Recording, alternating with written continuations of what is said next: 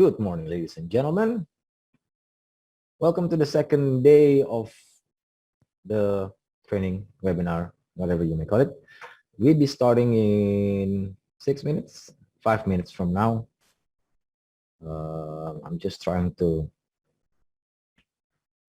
the sound. Anyone hear me? Can everyone hear me? All good?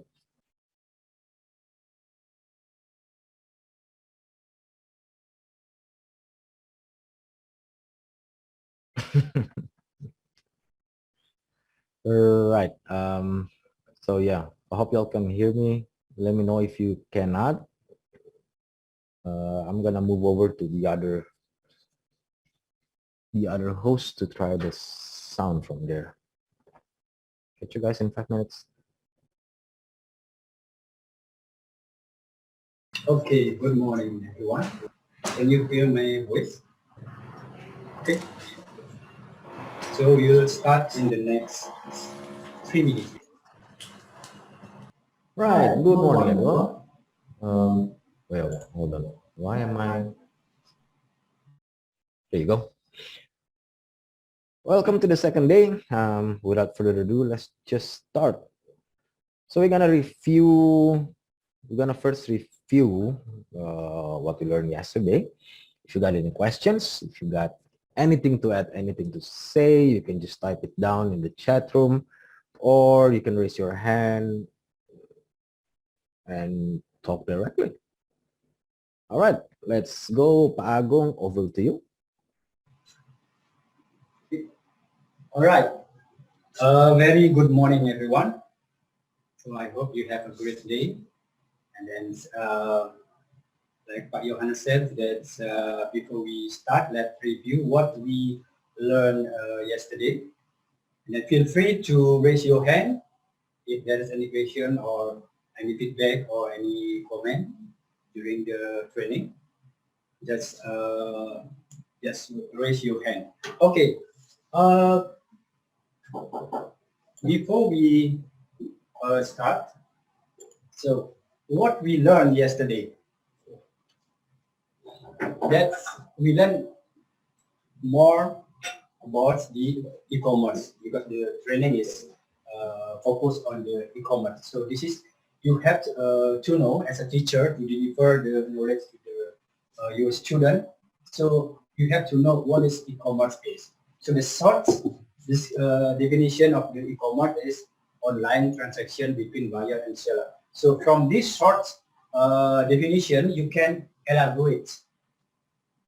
What is online transaction? It is using technology. If using technology, it is there's communication also between buyer and seller online. It's like a chat or exchange information, etc. So you can elaborate the definition of e-commerce. So just remember the short definition of the e-commerce. And then the second one is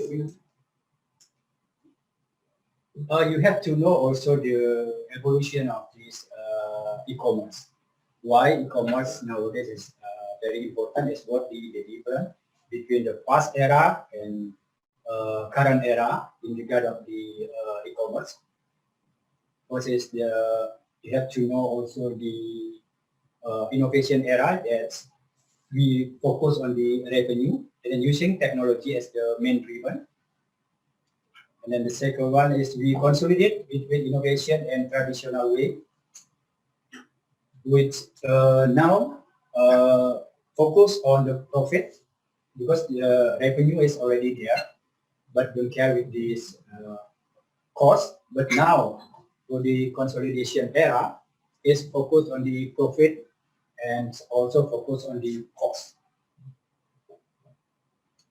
And this is the important thing in this current era. We call reinvention. Reinvention meaning is refind it. That something is lost before, so now we find it. That the e-commerce is very important in the current era. The difference is we focus on the social media because the media or audience is the main driver now.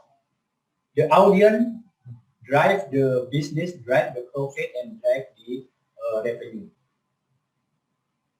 Meaning that's database from the social media also very important to capture. So all this e-commerce you have to know to deliver the knowledge to your student. Then you can elaborate the e-commerce definition and also the e-commerce evolution.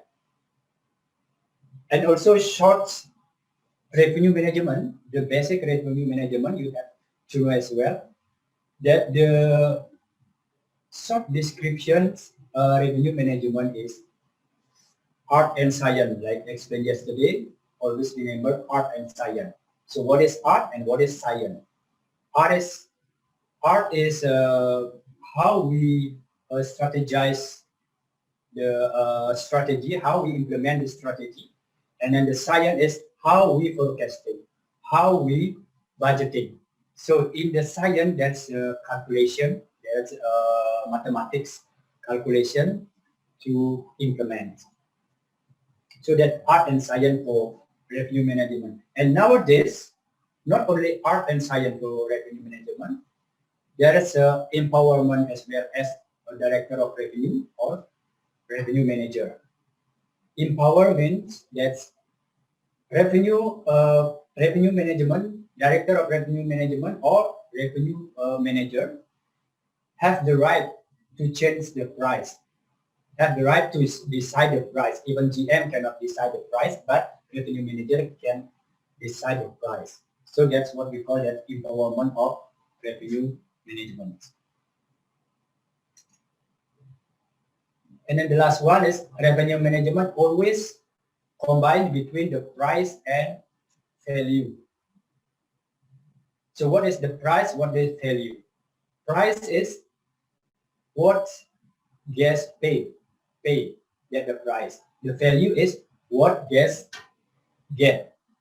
So the price, like yesterday explanation, the price can consist of three, which is to whom, to where, how. And then value meaning that's the value that guests can get. For example, like the value of this price is you can get dinner or you can get spa, something like that. Or from 1,000 US dollar, what you get from the room. The room is very modern or very digital room, or there's another service from the price of 1,000. So from 1,000, that the price that guests will pay. But from 1,000, what will the guest get from that 1,000? Why the 1,000 is why that room is cost the price of that room is 1,000. So what they get? So maybe in that room that will be include spa, include dinner, or includes cycling or something like that one, like sightseeing. Or in the room is very modern, that's everything is automatic. Only one click you can turn on the light or turn on the TV, something like that. So that's why the guest pay 1,000, because get from 1,000, the value of 1,000 is there. Okay. Any question or any feedback? Feel free to raise your hand before we start to another topic. I think there's some comment from the chat.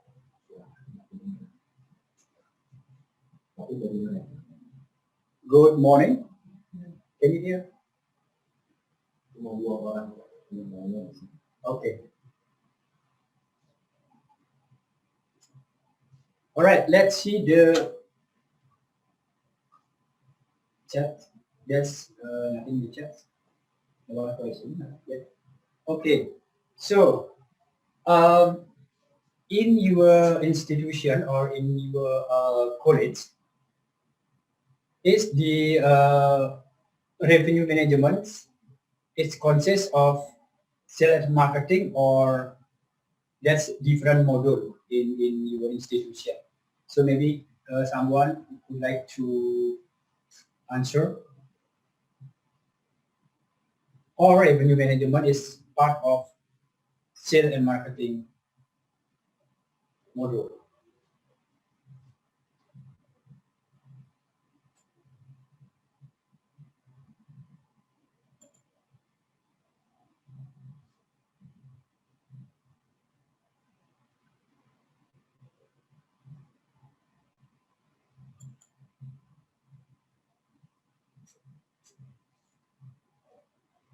Okay, everyone clear already what is e-commerce and revenue management in general?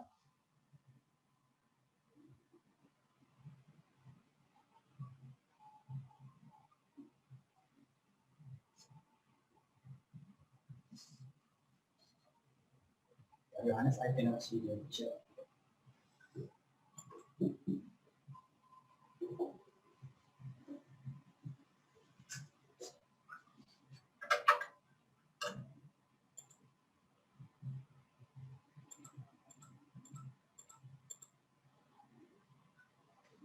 Okay, check. Check. Wow.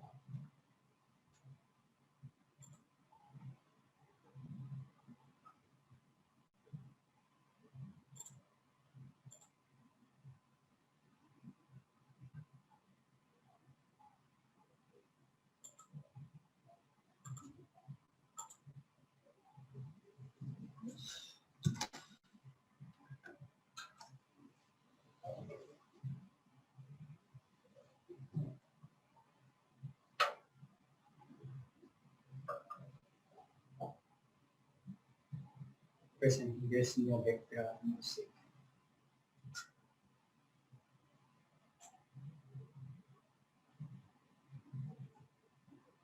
Okay, the mic is in there.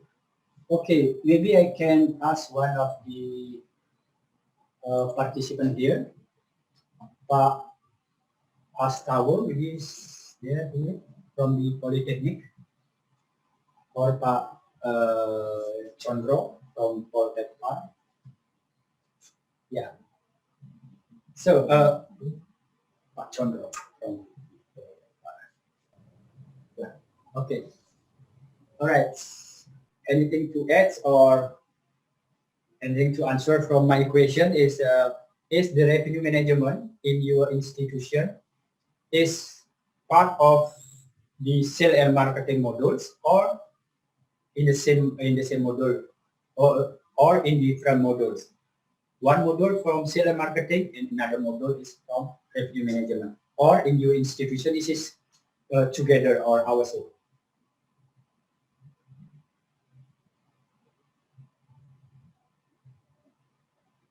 Still unmute. Still unmute. Oh, okay. Yeah. Okay, Pak Chandra. You asked me, right? Yes, yes, Pak Chandra. Thank you. Sorry, because I just in a group, right? Okay. Let me tell you regarding with our regulation here that our revenue is together with the marketing. So in the same model. Yes. Why? Because we are still small management.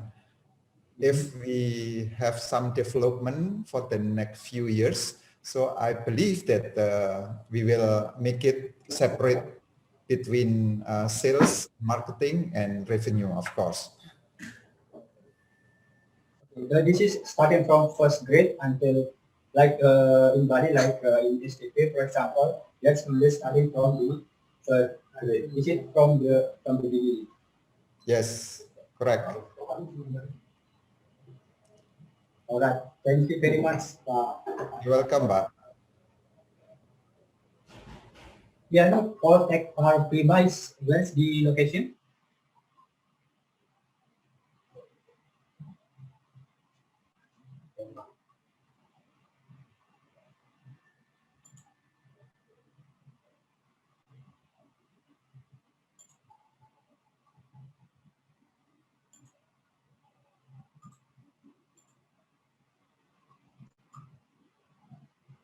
Okay. What's about the e-commerce in your institution, Bapak? Maybe Ibu Miss Marilo Pasqua, Magandang Umaga.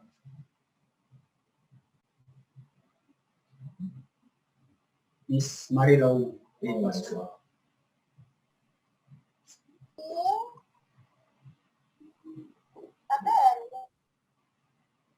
Walang Yes, Miss kasarian. Marilo.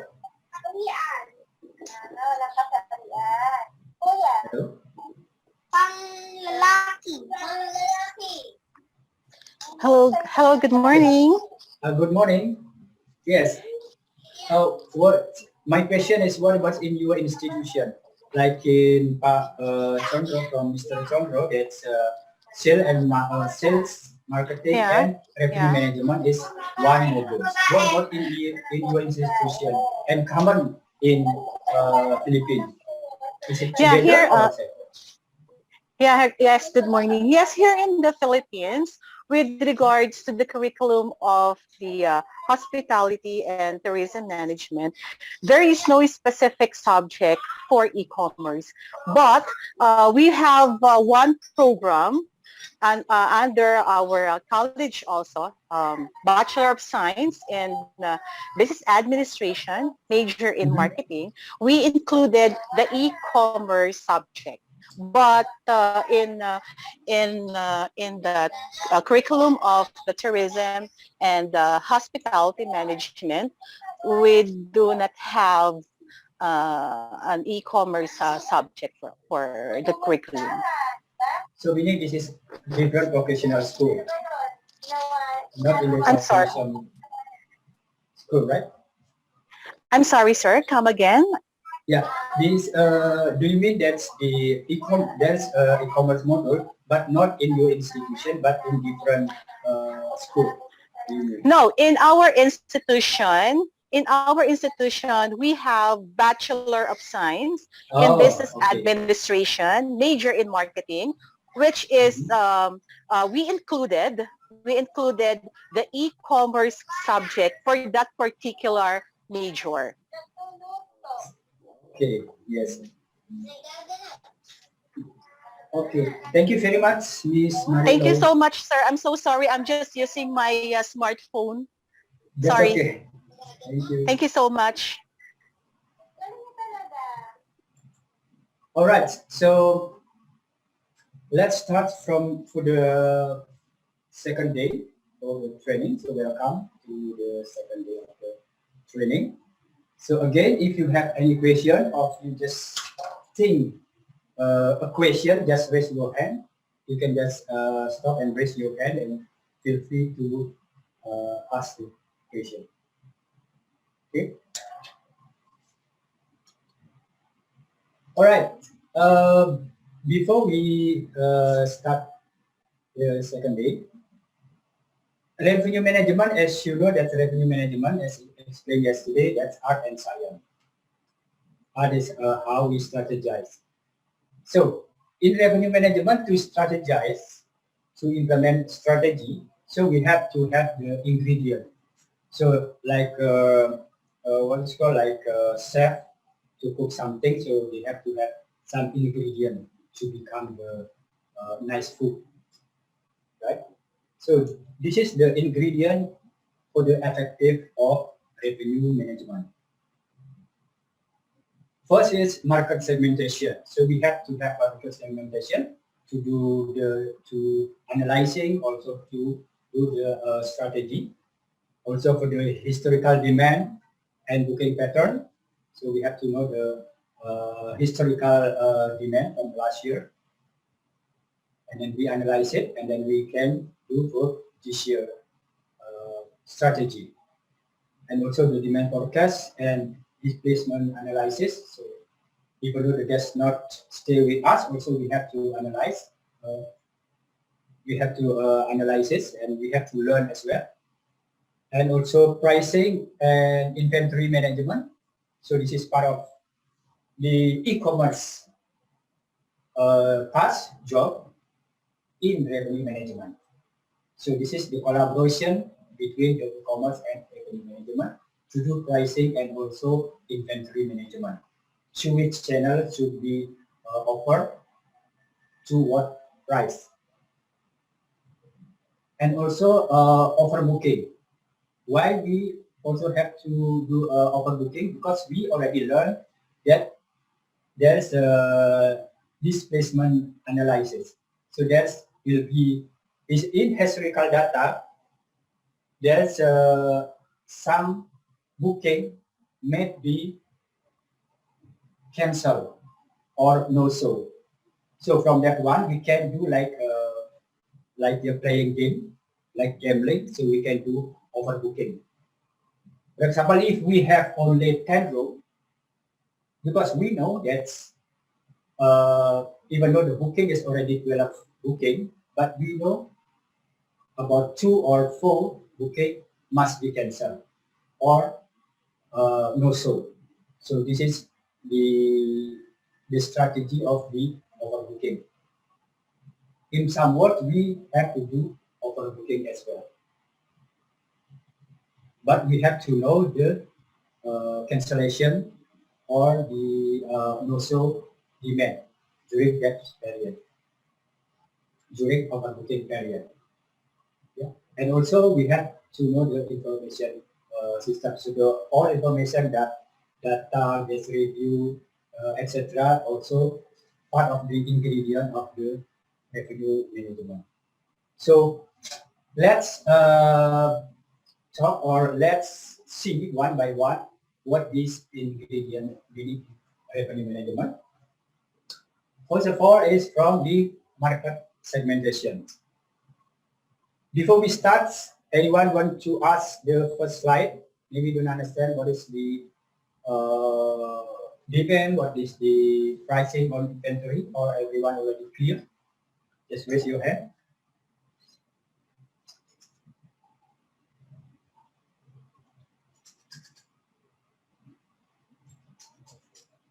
Okay.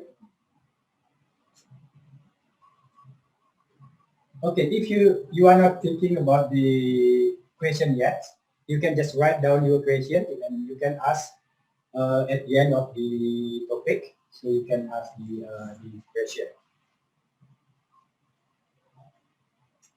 Okay.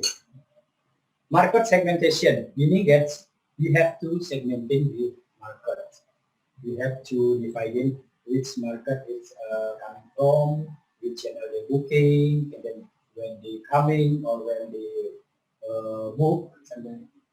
So we have to have market segmentation because there's many benefits why we have market segmentation. So first is we will understand where's the major revenue coming from. Is it coming from OTA or is it coming from travel agent? So from that we can do a strategy for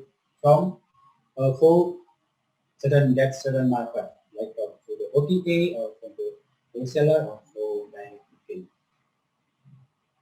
Okay. So we also will know that's the location of customer. This is both geographical and also which channel is coming from. So as a revenue management, nationality is not quite important. Yes, that's important for the front office because they have to report to the police, etc. for the nationality. But for the revenue management, we care about the geographic. Where the guest coming from? Is it coming from Jakarta or coming from Thailand or coming from Singapore? But the nationality is Europe, for example, UK, for example, or from Germany. So we just care about the Singapore. So we will do strategy in Singapore, so not in German, even though the nationality is German. Yeah, that's the different review management focus on is the guest of resident, while the front office is nationality because this is related to the police. Okay. From the market segment, So we will know the performance for the each segment. Why this is failed and why this is growing faster than others. Yeah, so that will be opportunity for us to increase the revenue by the strategize in certain market. And for the hotel that have more than 100 rooms, basically then we will focus on the growth in certain period. For example, like November and early December, usually there's the many government group from Jakarta because maybe they will spend the budget because the budget is already close to finish for government while the budget is still there, so they use that for the meeting, for example, in Bali. So we target that, we focus on that segment, the group segment, where to up this revenue. From that market segment, so for the e-commerce itself, we'll know the lead time of booking. When the guest is booked, is it 1 month in advance or 2 months in advance or 2 in advance? So as a revenue management, together with the e-commerce, have to know which segment, for example, like domestic market, lead time booking is last minute, always book last minute, or the maximum is 1 week in advance. Book now, or stay tomorrow, for example. But for Europe, it's different. Usually for Europe, book now to stay next 3 months or next 4 months or even next year. So for the lead time booking, as a revenue management and also as a e-commerce, have to know which market is have the certain lead time booking, and also the length of stay. So we have to know as well the length of stay of the each segment. For example, like booking from China or from the Japan is 2 or 3 days, while booking from Europe is above 7 days.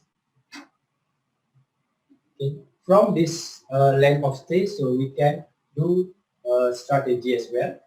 What strategy we to implement for the guests who stay longer or who stay short, and also cancellation percentage, like I said before, that's cancellation percentage. Also, we have to know which day is cancellation percentage is the most. For example, like during New Year, cancellation is almost zero. So that's we have to be careful. Or during low season, cancellation is 50%. So from this, we can do overbooking more than 20%. Because we know that during that period, low period, the cancellation will be high, up to 50%. And also as well as the no-show revenue. And also we have to know from the market segmentation, we will know the revenue per row and also per client, not only room revenue. We also can, we also will know that the revenue per client, not only room, but hotel revenue per client as well. And also day of week stay pattern. So is it weekend higher than weekday or the other way around? Weekday will be higher than weekend. Usually for the resort, weekend is a bit higher than city hotel or business hotel. Business hotel, weekday is has a higher occupancy than weekend. Like when I was in Mulia, Jakarta, weekend is really, the occupancy is quite low, but weekday the occupancy is quite high. So we switch the strategy, the pricing that we pricing weekend is lower than weekday. This is the other way around with the in Bali, the resort hotel. That we pricing weekend is higher than weekday.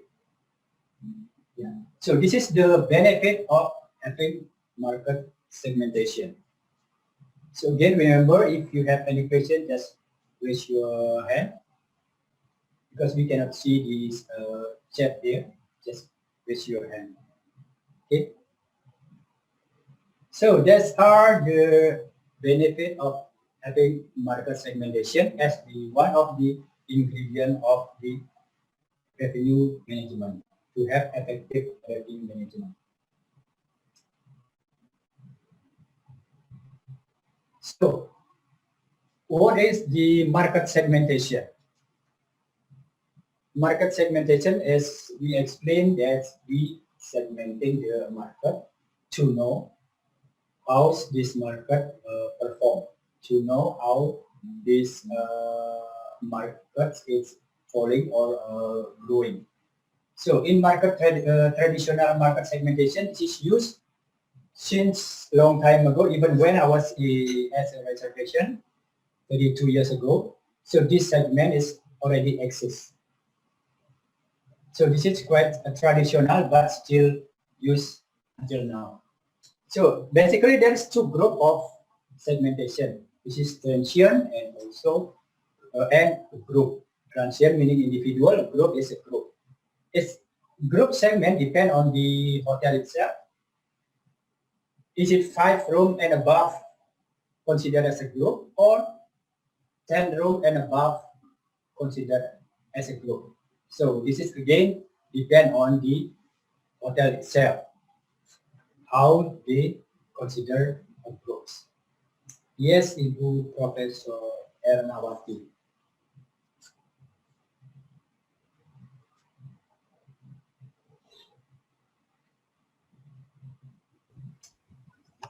Okay.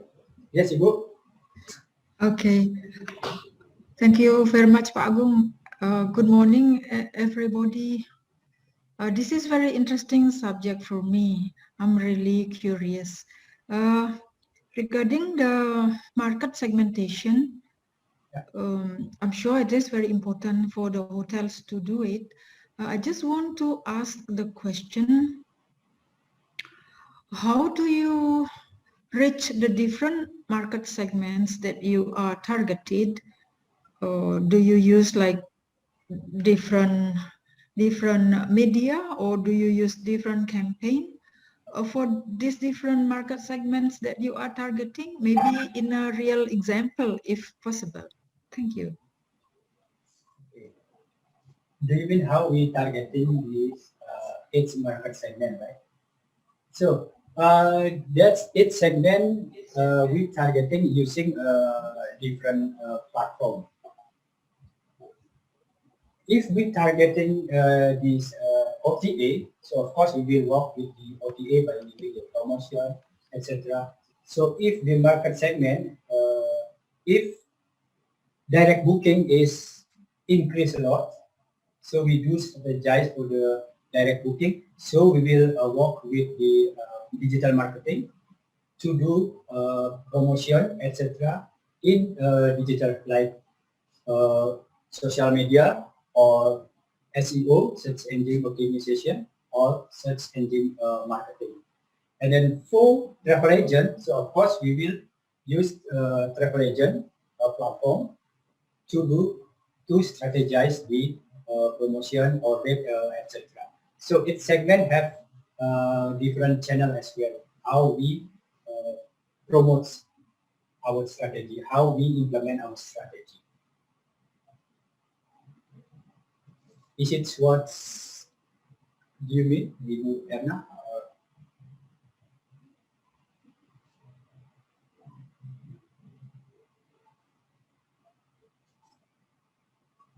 Okay, so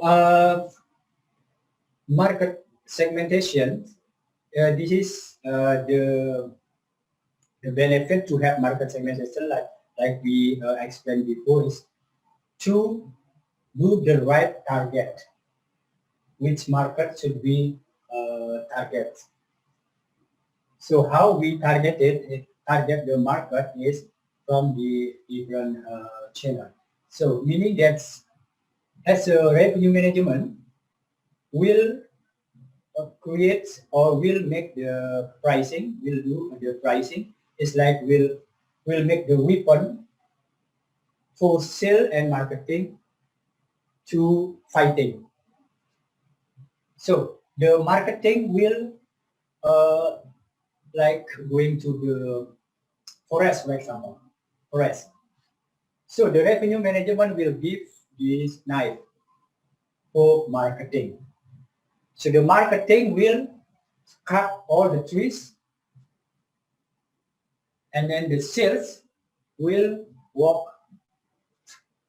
through the trees that's already cut. So that's the illustration. So revenue management will create the pricing. From that pricing, so marketing will find out what we don't have. For example, like package, we don't have package of ocean and river package, for example, like that.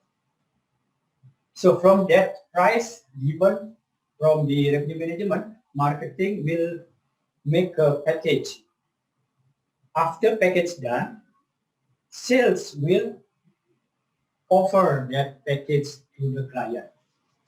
Sales will offer to wholesaler, while e-commerce will offer to OTA, online travel agent, or our website. Okay, I hope that answer can, that explanation can answer your question. Thank you very much again, Ibu. Okay, let's see one by one of these segment from the transient and the group. And then transient business, this is basically from the individual traveler. Usually stay short. It's not more than 7 days, except for the European, usually stay at 7 days. So from this transient business, the pricing of this transient business is starting from the public rate. So the public rate is the most expensive price among the rate, all the rate. So this is as the standard here. And this public rate is very, very rare or very seldom to sell to the client, because 99% is using non-public rates. Like hotel in Bali, for example, public rates only can sell during IMF, if you remember. IMF in 2018, because the occupancy is already 100%. So we have to sell as expensive as we can, which is public rate. Because like it or not, the guests will come in whatever rate. But of course, there's also a limitation of this the rate. It doesn't mean that if our public rate 1,000 and suddenly we sell 10,000 US dollars, because people will come in because of IMF, for example. So that's also limitation of how far we go with the pricing. Okay, so from the public rate, we can do yielding. So again, yielding only can do during peak season or during event like IMF. So what yielding is? Yielding is the revenue that supposed to be have for that hotel. For example, the hotel have public rate 1,000 with room inventory is 10 room inventory with 1,000 rate. So meaning the revenue supposed to be 1,000 times 10. So meaning 10,000 per day. So meaning that the revenue supposed to be 10,000 per day. So that's the standard, 10,000. So how we yielding is we try to reach 10,000. But in fact, the yielding cannot reach 100%, even 50%. So maximum it's about, the yielding is about 40% or 30%, that's average. So yielding here is the revenue that we get divided into the revenue supposed to be. So for example, we get only 5,000 revenue. We get only 5,000 revenue, and revenue supposed to be 10,000. So meaning is 5,000 divided into 10,000 is 50%. So meaning the yielding is 50%. So that's the maximum yielding that we get. So practically the yielding is not more than 50% in the hotel. And then the next is best available rate. And this is usually we distribute or offer to the OTA and also to our website, to the hotel website. Usually best available rate is about 30% lower, or even maybe 40 or 30% lower than public rate. Yeah. And after best available rate, there's another 20 or 30% discount, which is wholesale rate. So the wholesale rate different with this OTA, online travel agent, and offline travel agent is, online travel agent is, the price is dynamic. So we can change as we like. We can change 3 times per day or 5 times per day. It's depend on us. But for the wholesale offline travel agent, that is a contract rate for that wholesale.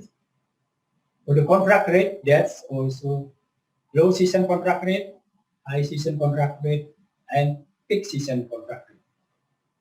From each season, there's also percentage gap. Usually it's 20%. From low season to high season, 20% gap. From high season to peak season is New Year, is 20% gap. So same as online travel agent, there's best available rate for low season, high season, and also peak season. Yeah, so that's the difference between online and offline pricing. Also, there's a discounted rate. This is for packages or loyalty program. If change hotel have a loyalty program, so that will be loyalty program or members rates, only for members. So this rate will not be feasible to everyone except to the members. So the discount rates also to combine the package value, we call value added. From this, for example, if we have bar rate 100 US dollars, so from 100 US dollars, we can add value added like spa or dinner or sightseeing. So from that value added, as the revenue management, will take all the rate of 100 rate will take, but at the back side of the revenue management, this is related to accounting. That 100 rate that will take out the value added, take out the spa, take out this the dinner, etc. So how we take out the dinner? So inter-organizational or inter-department, like revenue department and FB department, there's also contract rate. This contract rate also to for revenue management make a package. So meaning that revenue management not pay that dinner as a menu, but pay that dinner as a contract. Usually is 30% from the menu. So the contract rate from the revenue management and director of F&B is about 30%. So that we call inter-department exchange. And also the last one is there's consortia rate. Consortia rate is it's just like wholesale. It's a travel agent as well. But consortia usually is using the bar. So the consortia company is small travel agent. It's small travel agent. It's come together, blended, merge. Not merge is like association, something like that. So they are mixed together. That's become consortia. So we distribute this price also or the room also to this consortia. And the distribution is through GDS, Global Distribution System, like Galileo, like we explained yesterday, Galileo or Span, etc. And from this GDS, that will be not only distribution for the GDS, not only distribute to consortia, but also distribute to implants, etc.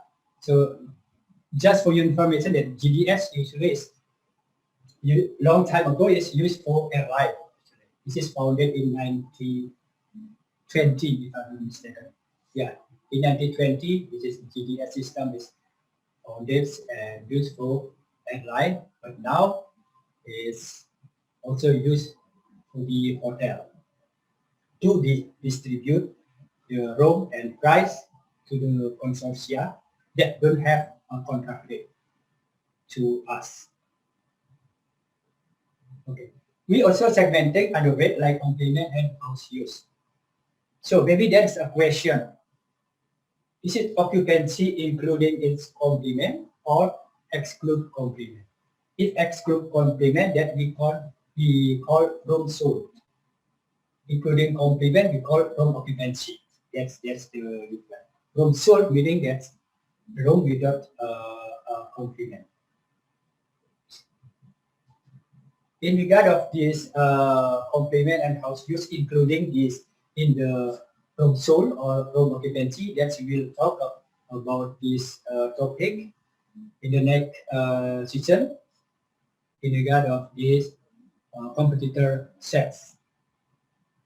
Okay, now we focus on the market segmentation. So that's the traditional market segmentation.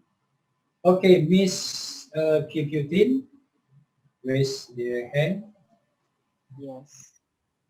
Anything Could to add? you, yes, could you explain again what is GDS? How is it different? Is it like contract rates or because it's, are we using nowadays GDS? Okay. Okay. GDS is a global distribution system. So the system that distribute our room, our room will and price will be distributed to the GDS. GDS system usually used for the chain hotel using the GDS. Because from this GDS also linked to other company like there's a airline, something like that one, or consortia company. So it is the third party system.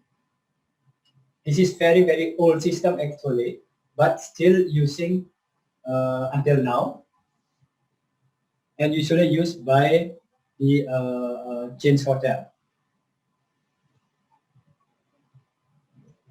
But you maybe you wanna add something, or any other participant would like to add something?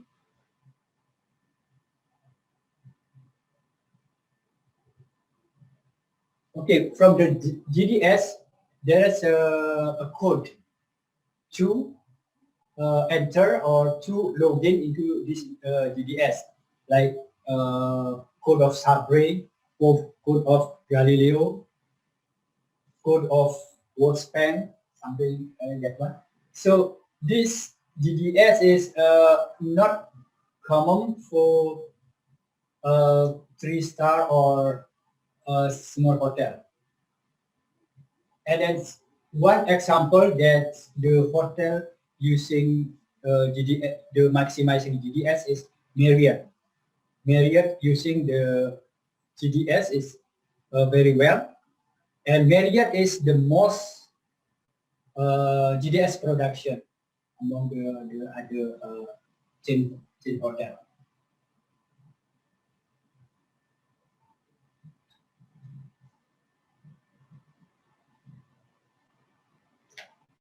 Okay. Any participant would like to add something? Anything in chat, Pak Yunat? Not yet. Okay. So that, yeah. Okay. How we can use this market segmentation to help us identify trends in our business?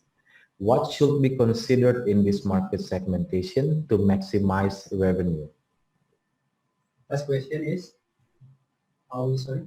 What should, sorry? First question is, how we can use this market segmentation to help us identify trends in our business? Okay. How we use this market segment to know the trend? So we learn last year trend. So we always learn from last year. From last year, revenue management will get the report from the reservation in regard of the booking, from the e-commerce in regard of this booking of the online travel agent. So from all data that we get last year, so we use those data and we segmenting all the data, and from this data we know the trend. For example, like best available rate, always sellable during high season. Discount rate, always sellable during low season.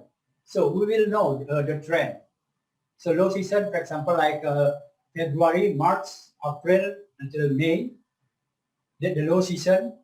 So discount rate is the more sellable. So we already identified that discount rate will be sellable during low season. And during high season, best available rate is sellable. That was the trend last year.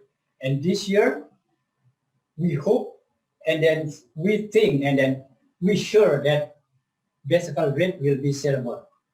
So meaning that in this period, during July and August is high season, revenue management will not allow sales and marketing to sell this contract. So revenue management will decide only sell offer the best available rate, which is the rate is the most expensive rate after public during high season. So basically we will learn from last year. Not only last year, usually for the revenue management will learn from last 3 years. So always learn from last 3 years. Is it the last 3 years always best available rate sellable during high season or not? Or if discounted rates also sellable during high season. So we will analyze why discount rate also sellable during high season. So we'll see 3 months, 3 years. So there's maybe 1 month, 1 year. In certain year, there's a discounted rate applied. So maybe there's a corporate rate or group rate that we giving a discount, for example. And yeah, that's maybe a reason why we sell discounted rate during high season in that in high season period. So we analyze the three years. So from the analytical, so we can decide for the market segment, how we strategize the segment. And the second question, what's the second question? Sorry. Second question is,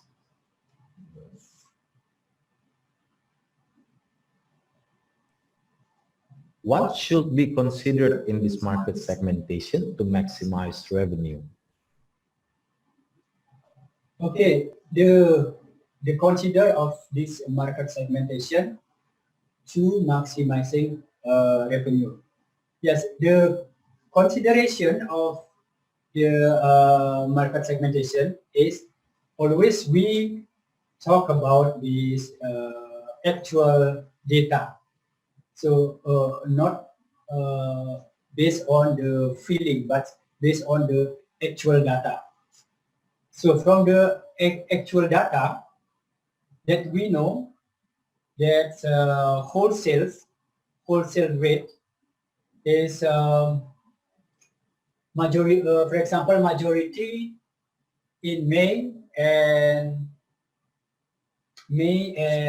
early April, majority is from wholesale from Japan.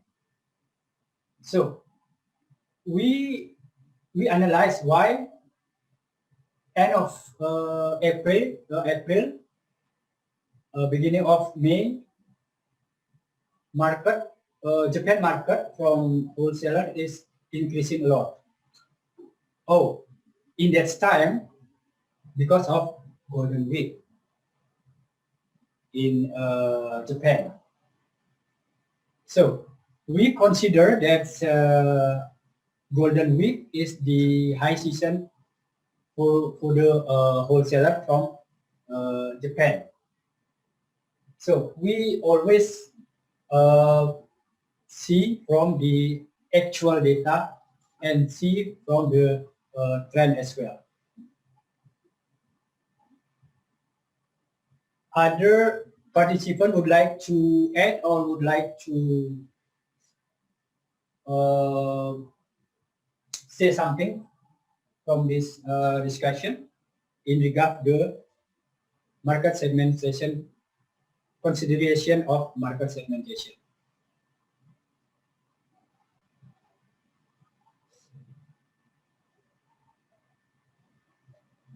Okay. All right. So after the transient segmentation, so we move to the group. This is for the hotel that have about 100 room and above, or maybe 50 room and above. If the group business, if 5 room is considered as a group business. So in group business, there's a group segment. Actually, this is group segment. There's two segment as well, sub-segment, which is business and leisure. Yeah. For the group business, there is some sub-segment as well. It's like if there's a company meeting or government meeting, like what we propose or what we targeted for the next November. There's a lot of meeting from the government. or convention or association from the company. And a group tour for leisure. So usually this is from the China, the leisure group, or from the Japan. This from the leisure group, there's also we call tour series. Tour series meaning is one agent buy the book of room in advance. So one agent, for example, like tour TMS or like TMS. TMS buy a room for 1 year in the hotel, maybe 3,000 room. So they buy 3,000 room, and TMS pay to the hotel in advance 2 billion, for example. From that 2 billion, TMS allow to fill the hotel every day, 10 room per day, for example. That we call tour series.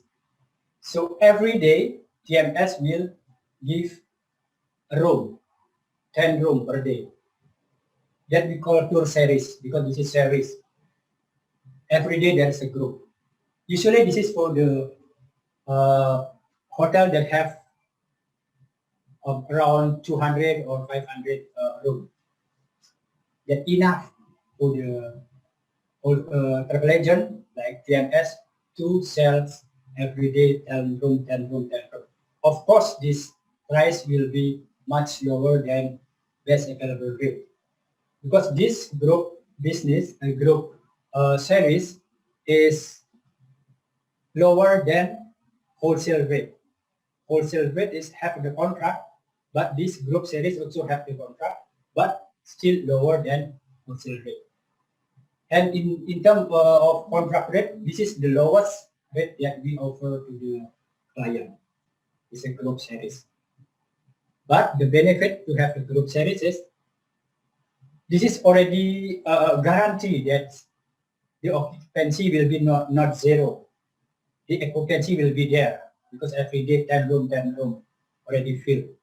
Every day 10 room, the second days will be 20 room because this 10 room is not checked out yet. Because series usually is 2 days, 2 days. So the second days 30 room, next day 30 room. So meaning that every day almost 30 room will be filled by this series. So get the benefit of two series. So that's the segmentation of group. Yeah, and also the flight attendant also we consider as a group, even though, for example, like we consider that 10 room is a group business, but the flight crew or flight attendant only have 3 or 5 room. This also we can consider ad hoc as a group business. And because this group also came regularly. Yeah. So that's the difference between the transient and group business. Okay. Everybody clear?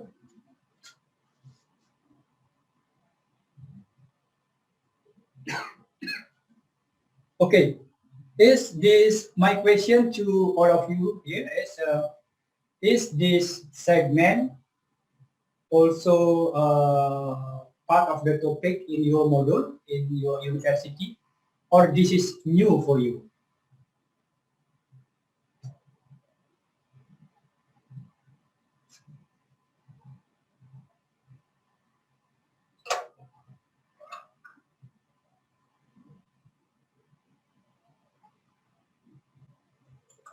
Okay, maybe I can ask one of the participants. What about in Myanmar, Miss Putin? Is this topic in terms of market segmentation is also this knowledge delivered to your student or not yet? And how was it in Myanmar? Please.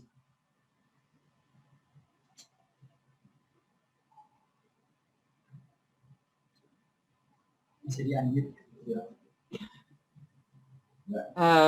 Most of the topics are using in Myanmar, still using in Myanmar, these traditional market segmentation, but one or two that I might not know, but they might using it like GDS. I still a little bit confused. I mean, we might use it, but I don't know if it is called GDS or not, but the rest, we still using it as a traditional market segmentation. The only thing is, as Ibu told before, like we in Philippines, we are not teaching them in the curriculum of hotel, like hotels students. You know, we are teaching as marketing courses. You know, that's a difference and will be helpful. Like we teach more these market segmentation to understand to the hotel students will be much, or hospitality student will be much more efficient for the business, I guess. Okay. Yeah, the GDS as mentioned is actually GDS is not part of the market segmentation. Market segmentation is consortia is part of market segmentation, and GDS is one of the sample. That's consortia gets a book to the GDS with certain rate. And also this in regard of the topic of the traditional segmentation, yes, we will still using even until now we still using, and then also in the until now this traditional segmentation maybe we can still deliver to the student. Okay, thank you very much. So what about in Philippines? Is Mr. Kabayan or Mr. Marilo is here? Miss Marilo is here. Oh, Miss Marilo is here. Miss Marilu. Marilu? Marilu. Marilo.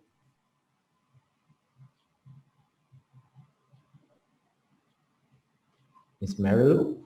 You there?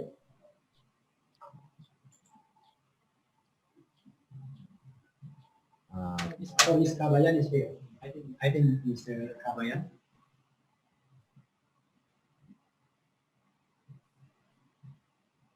Mr. Kabayan, all yours.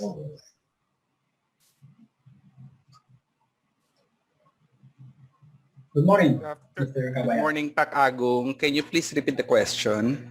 Yes.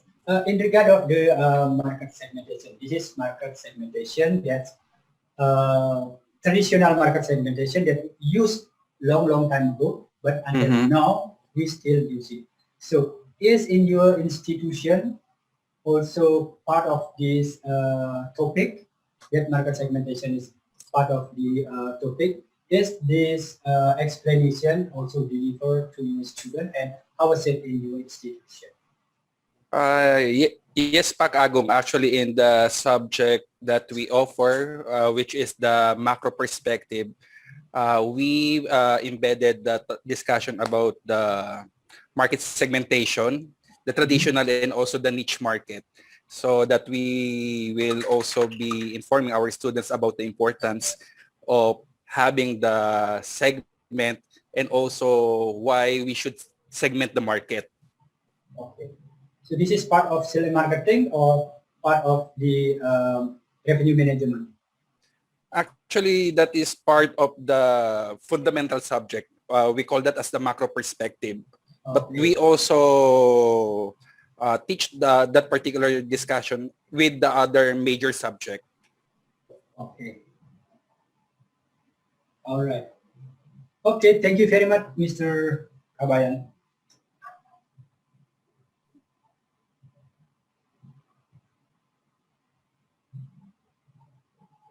Okay. Miss Mario want to add something. Okay. Please, Ms. Maria. Yes, hello, good afternoon. Market segmentation is also part of our subject in the uh, entrepreneurship. And before, we do have a subject in our old curriculum, which is a principles of marketing, wherein, am I clear? Yes, very clear. Okay, I'm so sorry. Wherein we added some topics with regards to the different market segmentation, the different types of business or market segmentation, I should say. Okay.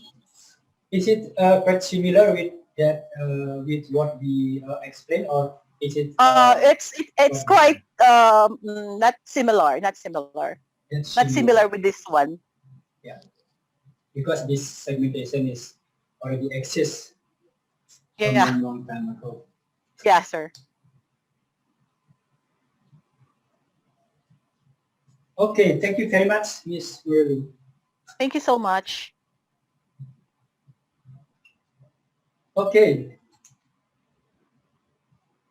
next topic in regard of market segmentation is nowadays some hotel is trying to improve or explore the market segmentation, um, how we do the segmenting the market in the right way in the current situation. So we segmenting the market as well from the purpose why they come to Bali or why they come to Philippines or to Jakarta, to Thailand, etc. So why they are traveling? They are doing business or they are doing just leisure.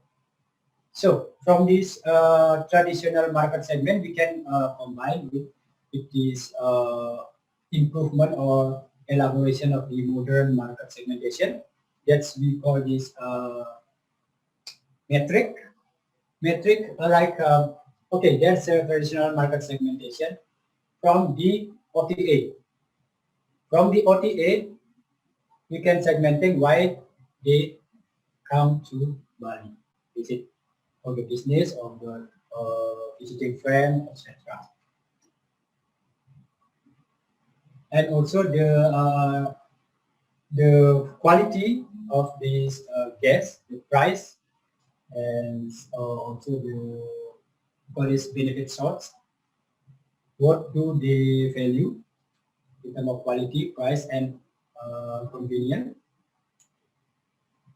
and time or duration. When do they book? Is the book, like we said, is 1 month in advance or 2 weeks in advance or last minute? So we also segmenting this market. From the time also there's a certain market, like last minute market is from domestic, for example, last minute, or from China, last minute market. So we can segment it in modern way for the hotel. So this is improvement of this traditional market that we can do metric market. So metric meaning from here you can do traditional market, and from the metric we can do modern market, then we'll match.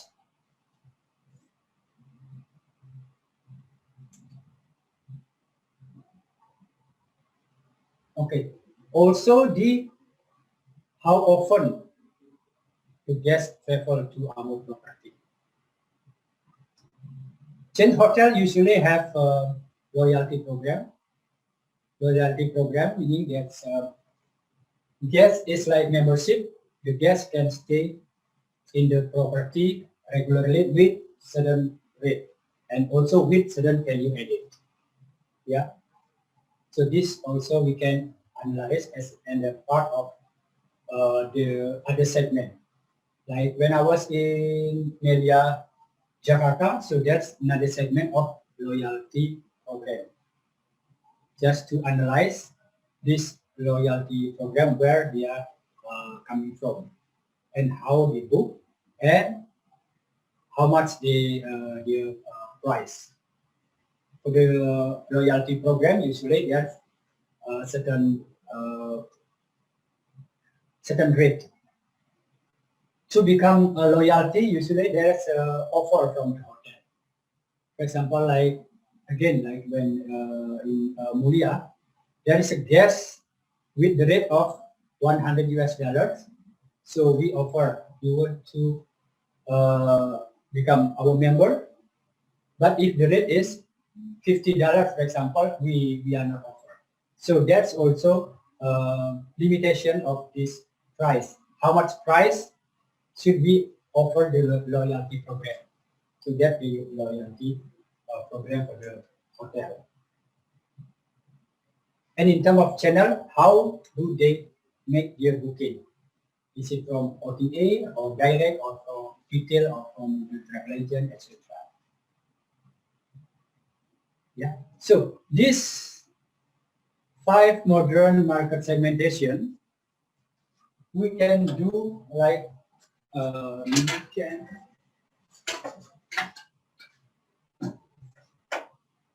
I believe you all know metric, right? Metric is like this. Metric like this. So this is, for example, OTA. The segment is OTA. From the OTA is okay, maybe direct booking, or who has many segment is direct, yeah, direct. From direct booking, so we analyze the direct booking is when they travel to direct and why they traveling, and what do they value and what price, is it loyalty or not, and then how they book to our website or through direct calling to this reservation. So this, from this metric, so we can strategize, we can target it in certain modern market. For example, like direct booking is more to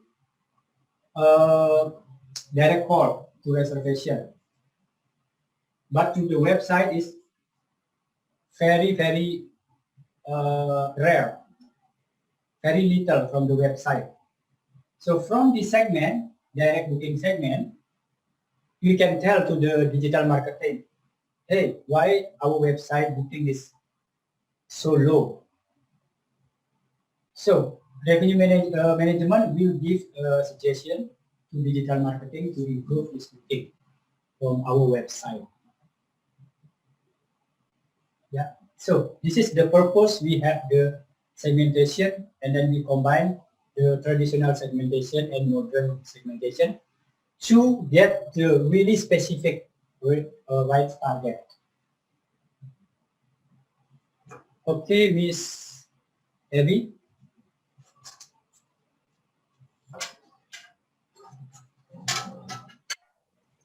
Yes, good morning, Pa Agung. Good morning, everyone. Good morning. I'm just curious whether, because actually, if we talk about market segmentation here, since you already identified the traditional and the modern market segment, what I'm curious about is there any study that you did about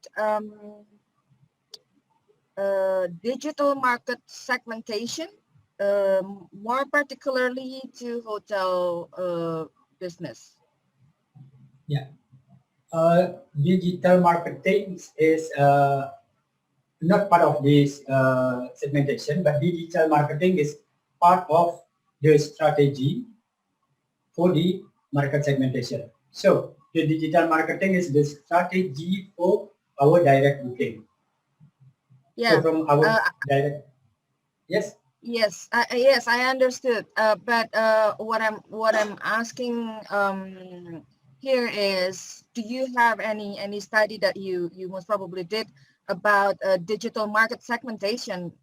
Like for example, when we see over here, like which one I can, yeah, like for example, in this modern market segment, you have the time, when do they travel, which days, months, or year, most probably how far they do the booking in advance, etc. So this is actually what I understood. This is modern market segment, online and offline. But I don't know whether you have that specific market segment only for online segment. I mean, if you did any study, I would love to hear from you. Oh, okay. Yeah. So do you mean digital marketing, like digital marketing knowledge online, you mean? Yeah, I mean, you have here market segment, right? And Yeah, this is a correct. modern market segment, but this modern market segment is valid for offline segmentation and online segmentation, I guess, because Yes. the way their behavior to reserve or to book their rooms are mostly online and offline. What I'm asking here, do you have a specific online market segment that you most probably already did the study? For the digital market segmentation online, usually digital marketing for the course, do you mean, or Yeah, for the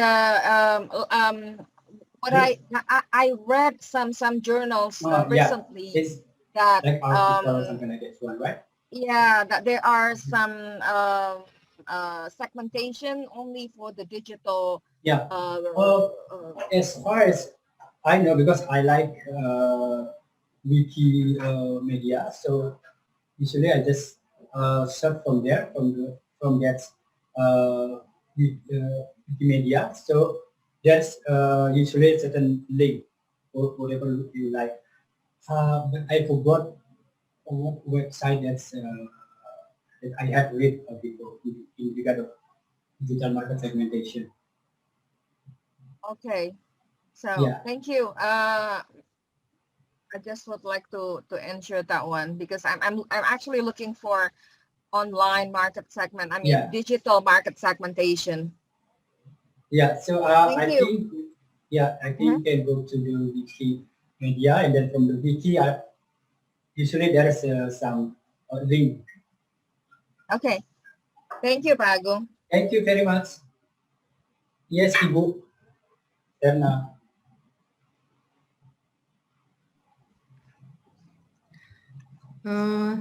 Thank you, Pak Agung, for the time. The discussion is getting interesting. Looking at the way you segment on the slides, actually, there is a more traditional way of segmenting the market. This is, for example, demographic or by geographic, something like that. This is like in Kotler's book. But you also present a slide containing traditional way of segmenting market. According to me, that is already very contemporary, a way of segmenting the market, the hotel market. as you present just now, this one, yeah, the one that Yeah. just appear on the screen. This is already a contemporary way of segmenting the market. But Yeah. before this one would be the demographic and then a geographic. Demographic would be like family or income, something like that. And for the other one, I think it's much more the base of the analysis that you could use to segment your market. I think the next slide from this one is the basis. Yeah, thank you very much. This is really an open eye for me to see this one, and we do have this one. Yes, Pak Agung, for this traditional we do we share with students, but some of these are very specific. I think it's something new for me. Thank you very much. Okay, thank you very much, Ibu. Yes, this traditional market segmentation is really, like I mentioned, is already used long time ago, and until now, and this is really like a pattern of this segmentation. And I think it's all hotel using this segmentation. And in regard of that you mentioned geographic or channel, etc. So that's in the hotel we call it's not part of the market segmentation, but we call this source of business. So where's the business coming from? Is it coming from Jakarta, from Japan? So we put in the source of business. So in the revenue management, we analyze market segmentation. Also, we analyze source of business. Okay.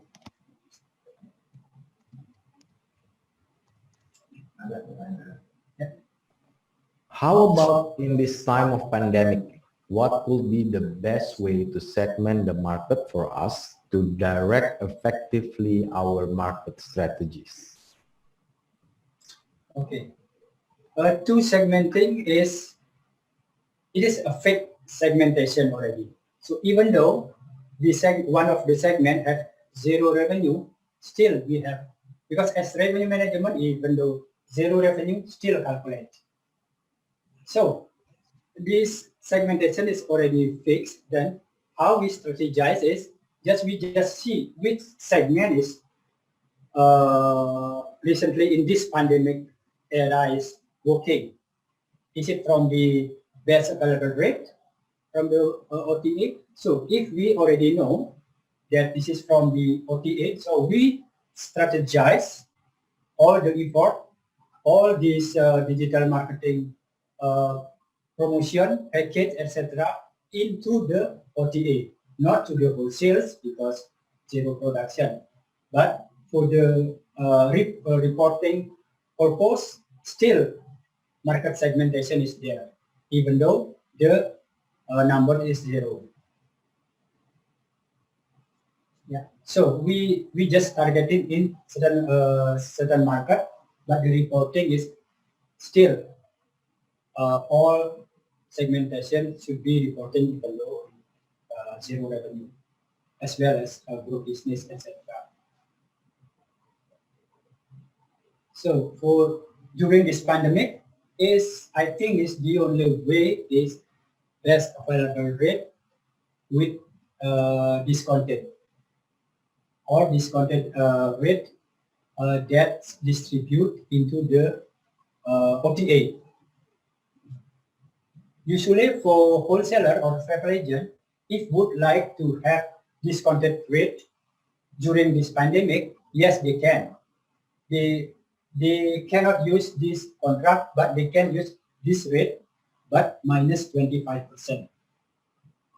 Because wholesales will sell to other retail agent, also will mark up the price.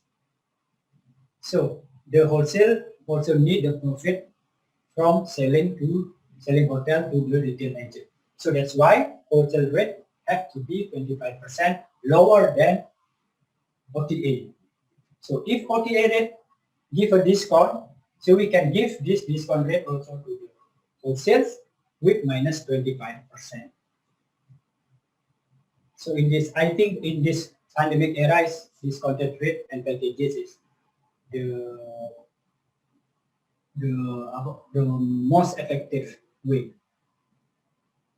Like one of the hotel have the package of this ocean and river package.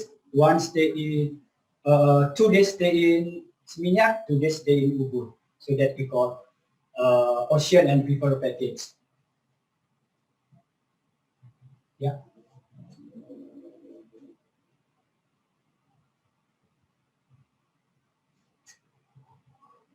Anything else? No.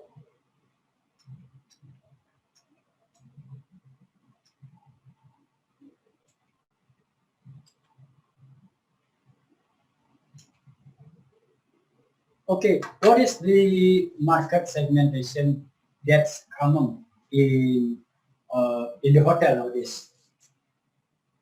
Okay, let's see business hotel like in Jakarta, for example.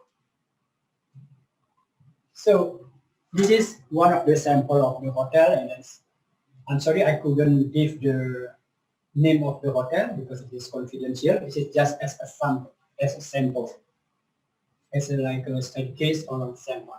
So you see here change hotel for the business hotel, like change hotel in Jakarta is like Hyatt, for example. So Hyatt will have will dominated by online travel agent, which is 25%, followed by the offline from the wholesaler. You see the left column,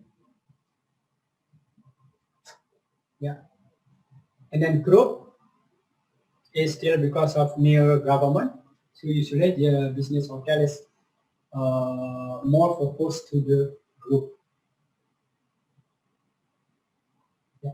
Group is 22%, the second highest after online travel agent.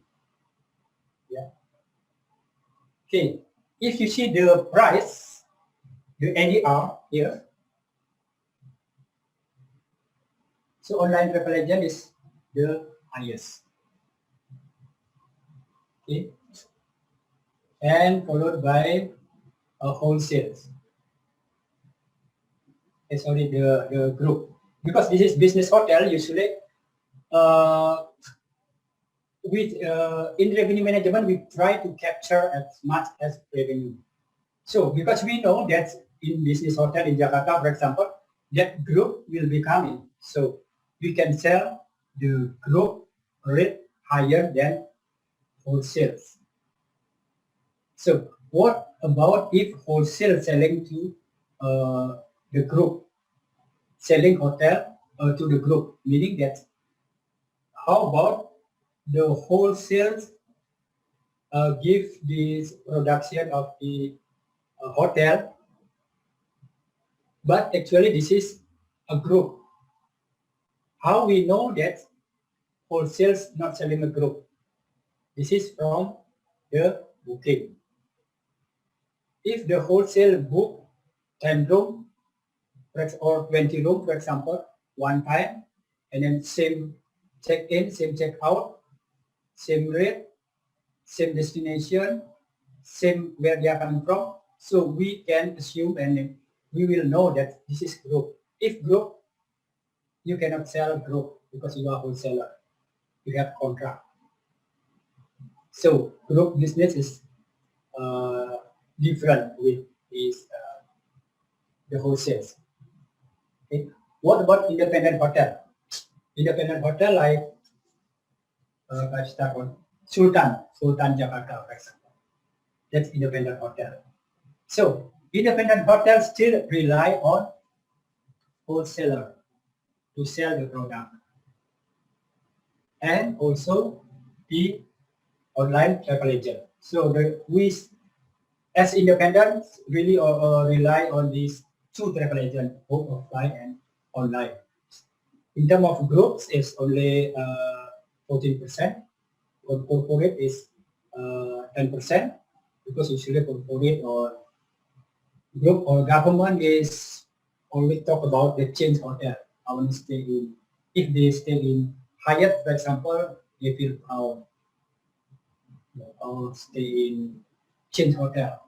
Okay, and the group is you see here.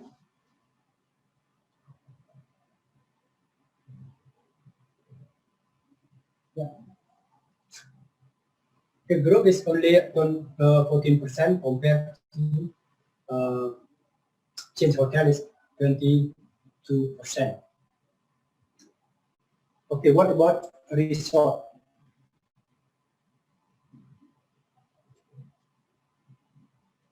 Okay, this is resort like hotel in Bali.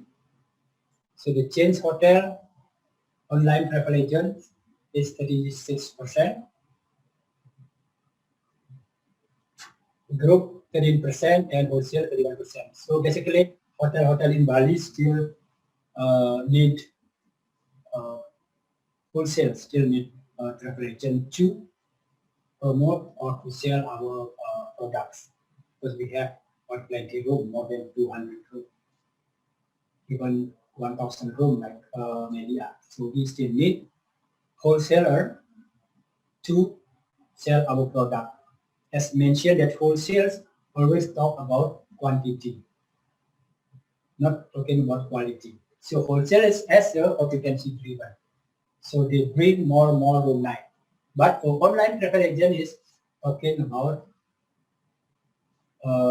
quality, which is ADR driven. If you see here, the difference is $20. As well as independent hotel is also rely on this these two, online travel agent and wholesale travel agent. For the group, usually that's independent hotel is this is like one-time group. It is ad hoc group, and it depends on the hotel itself. Group can be goes into this segment if the group is very seldom. Okay. For the segmentation, each hotel will decide the segmentation before budgeting. So through the budgeting, we discuss with director of sales and marketing. Is it is it market should be segmented? So if there is from year to year there is one segment that have zero production, so it is I mean, this is useless if we always talk about this zero production of the segment. So the segment, zero segment can be merged to other segment. So we decide during budgeting, this is usually is November, December, to decide which segment should be put in the report. So this is related to the report.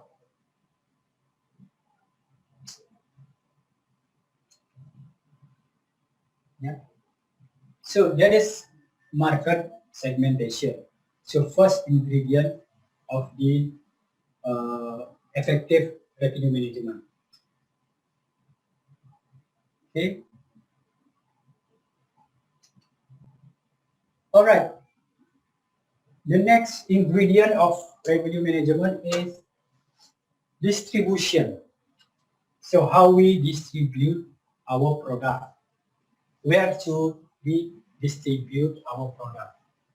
So hotel itself is being sold or sell in many channel or multiple channel or multiple platform.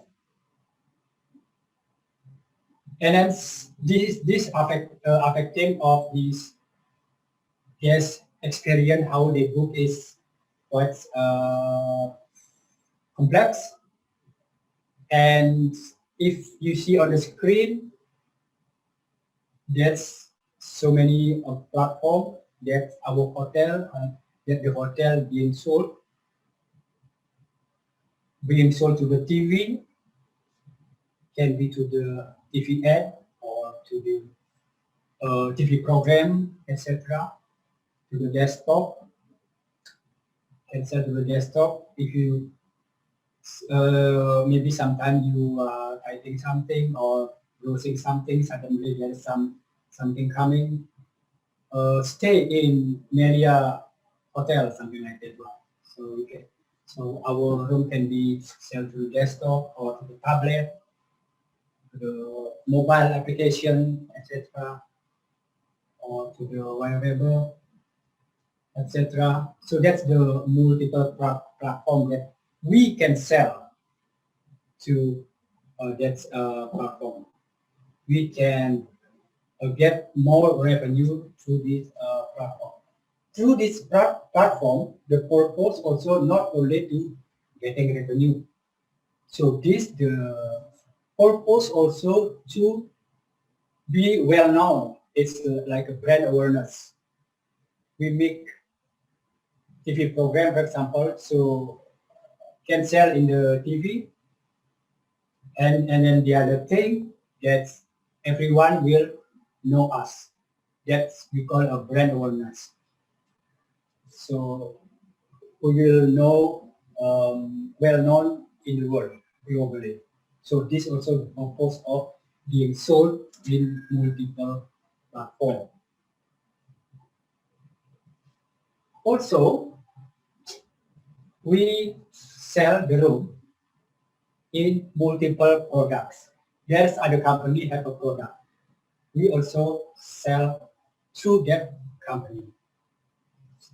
The purpose, of course, to getting more revenue, but also we also get relationship with that good company. From that company, we also will well known. From that company, customer will also know our products. So this also the purpose to being sold in multiple products. Like we sell our product in hotel, in other hotel or other company or other inns, apartment, etc. So the purpose is, for example, what is the sample of the we sell our product to the hotel? Okay, for example, we have revenue management create package that we call sleep out package.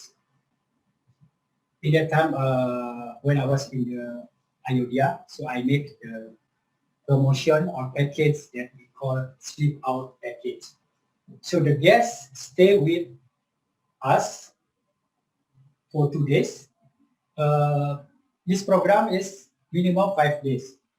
So the guests stay with us 2 days. And another 2 days or 1 day, the guests sleep out to other hotel that we recommend. But the guests will not pay to that hotel because we will pay. Ayodhya will pay to that hotel. So the guests will sleep out. If in Indonesian we call nginap. So we sleep out in the hotel. And the thing of the guests, including the luggage, etc., still in the room. So the room of that hotel is still the status of that room is still occupied by that guest, even though that guest is sleep out to other hotel. So that's we sell from the hotel to hotel. So we have contract with other hotel. Then the guest stay in that hotel, but we pay to that hotel using the contract rate. Also, we selling to the airline that we call the bundle rate or book rate. That this rate combined, this discounted rate combined with airline ticket. So this price will not feasible because this price will be feasible including the air ticket as well as car, cruise, or packages like one of the restaurant or one of the spa, you can packages as well and or activities. Yeah. So that's what we call is that hotel. We are selling not to only to the travel agent, not only to customer, but to multiple platform and also to multiple products.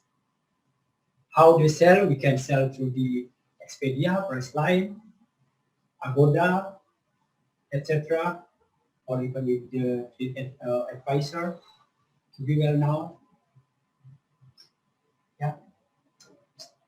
So this is the one of the digital marketing strategy together with revenue management.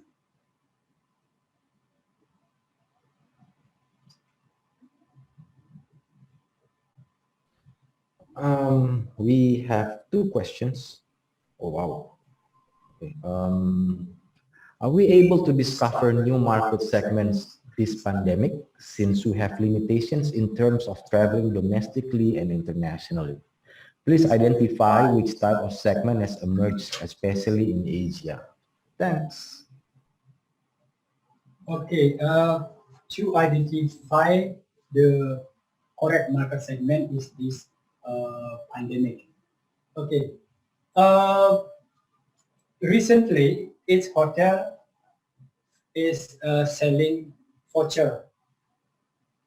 Voucher, that's the guest can buy this voucher and pay in advance to stay next year. And this is actually is already selling last year when first pandemic came. Actually, we already sell. But in fact, that's this segment that this voucher is failed this year because until now Bali is not open yet. So it's meaning that this segment is failed. So recently in Bali is what we see the segmentation is only through online travel agent and also through the website. That's only two segment that running recently in this pandemic. And how too much segmentation. So this domestic market and what is called that's domestic not domestic market, the segmentation of OTA and direct booking. This can merge if we use the modern segmentation. Then we can merge how do they book? Is it through our website or through the online travel agent? So in terms of merging its market segment, nowadays is quite tough, but we only can identify. So we not merging. We can identify which market segment is sellable in this pandemic. So yeah, just only online travel agent and also direct booking. So no from wholesaler and no from the group. It very seldom recently, except for the hotel that's already have regular government meeting, for example, like that. Or anyone in this room or in this Zoom room have other opinion?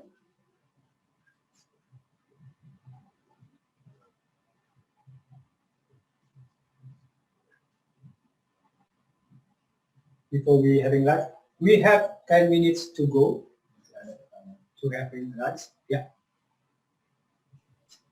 Okay, before I read the next question, I just want to let you all know that we're gonna have a group photo session before lunch break. So it'll be in 10 minutes from now. Right.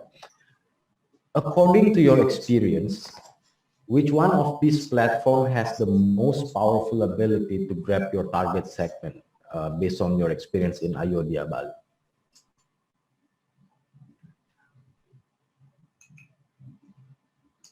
This platform we mean or the segmentation? Okay, for the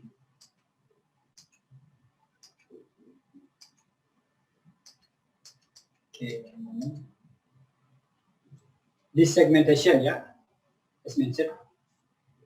Okay, for its different source. So this is what we combine traditional segmentation and source of business. That source of business which nowadays is become modern market segmentation. So we at Ayodhya in that time is still more from the wholesale market segmentation. It's about 45% until 50% is still wholesaler because we are independent hotel, not chain hotel. So still rely on wholesales. Okay. From the wholesales, we have different target as well based on source of booking, where the guest coming from. Meaning that for July, August, that we know that school holiday for the Australia, so we targeted wholesaler from Australia. May and April, we targeted from Japan because independent. Because of Golden Week. And then from China in February, we target China market from the wholesales because of Chinese New Year. Yeah. So we combine, we do a metric in certain period. So in each month have different target and also different approach because each month has season as well. So for example, like except for New Year, because New Year all market will blend together during New Year. So during New Year, there is no discrimination. But during low season or during high season, there will be discrimination of the rate. So this is why we differentiate or why we offer different rate to different market, because every market willing to pay different rate. Japan willing to pay higher than domestic, something like that. So this is already the formula of marketing pricing, that every customer willing to pay different rate. For the platform, if we talk about the platform from the OTA, online travel agent, it's also different. For the domestic, is Traveloka will be the best, and also Agoda. But for Europe or America, it's Expedia. Booking.com is Europe, something like that. So different market, different source of business have different channel or platform.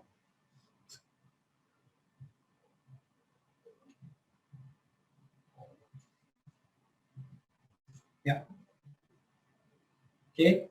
It's about 5 minutes to go before take a picture, or you take a picture now.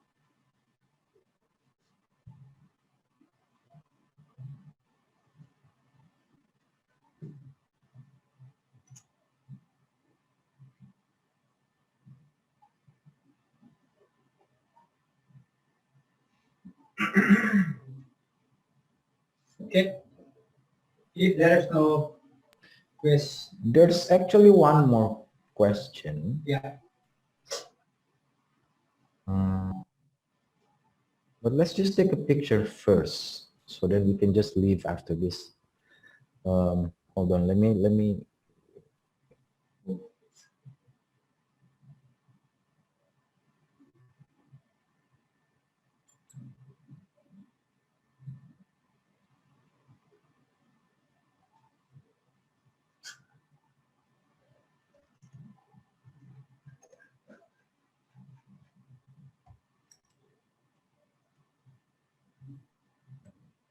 Okay, let's go. Let's just take a picture first before we continue back to the questions. Yes, so then we can just leave and have lunch after this.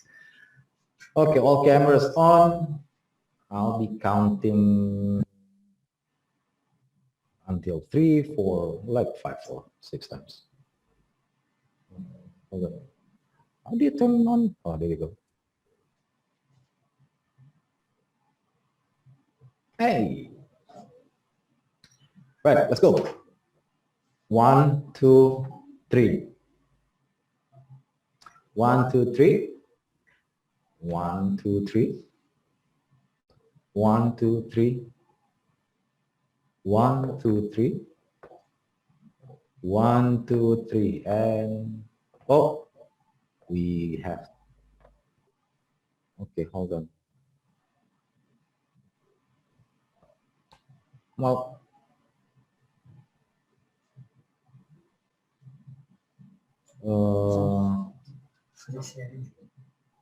stop participant sharing. Okay, good news. We have to start all over again.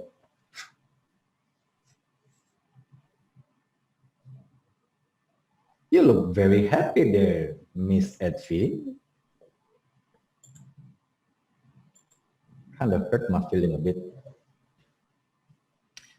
Right. One more time. 1, 2, 3. 1, 2, 3. 1, 2, 3. 1, 2, 3.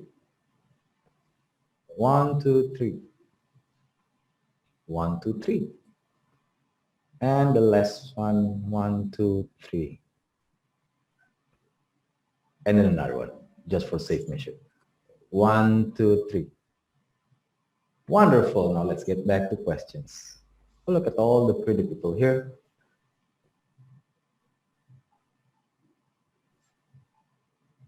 Where were we?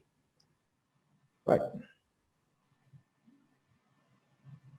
Oh, this one's is a long question.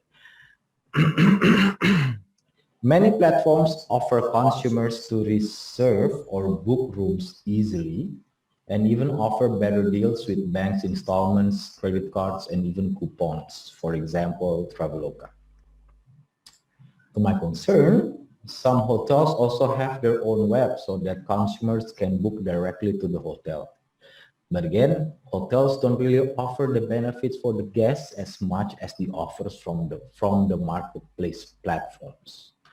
Moreover, guests can compare prices and see review in hotels' web.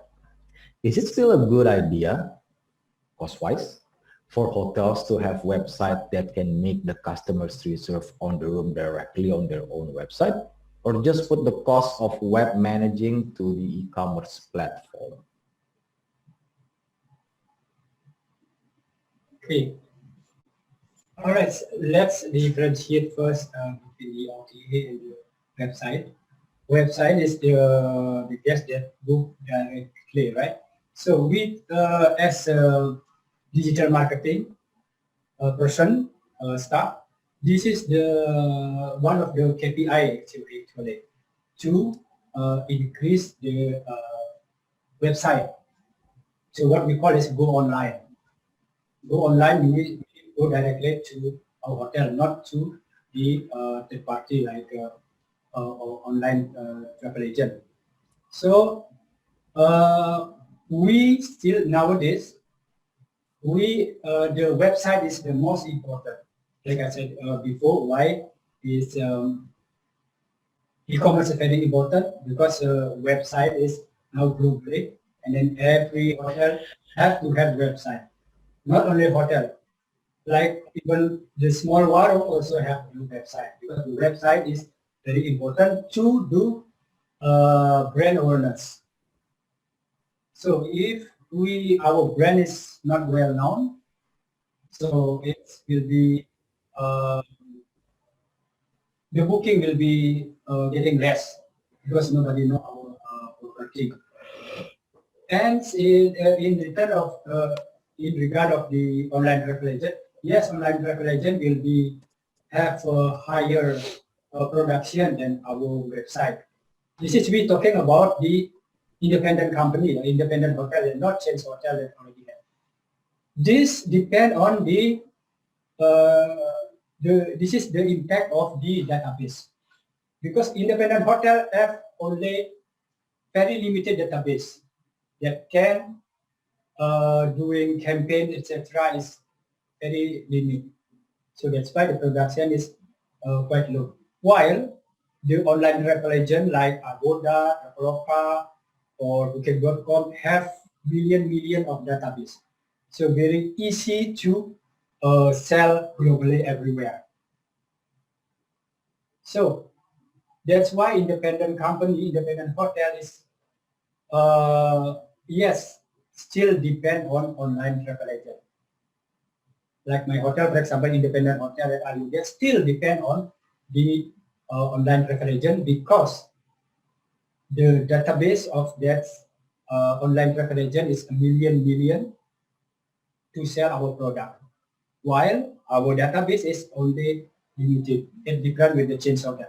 Chain hotel have also million of database, but we still need website to promote ourselves, to make a brand awareness, to promote in this Google, for example. So if you see, for example, in Google, if you search Hyatt, for example, so the first page is always Hyatt.com, meaning that's their database, their digital marketing budget is so high, they can pay million to the Google. While if you search independent hotel like Ayodhya, for example, like a hotel Ayodhya, for example, if you see, if you search in Google, first page will be Booking.com, Agoda, something like that, and the last part will be Ayodhya, because Ayodhya is not paid for the Google ad, because Ayodhya only use Google generic, which is not paid on the Google. While this Booking.com, Agoda, online travel agent pay for that Google ad. Okay. All right. I think, thank you very much, Ibu Ayu Adesta Ayu Armelia, for the comment. Yes, we still need a website for our company. So because even small warung still have, like my warung, for example, I have website as well for the warung. Okay. All right. Okay, let's discuss after lunch break, because we still have plenty of topic like distribution, etc. Distribution, and also what's called, what is we call it, computer sets.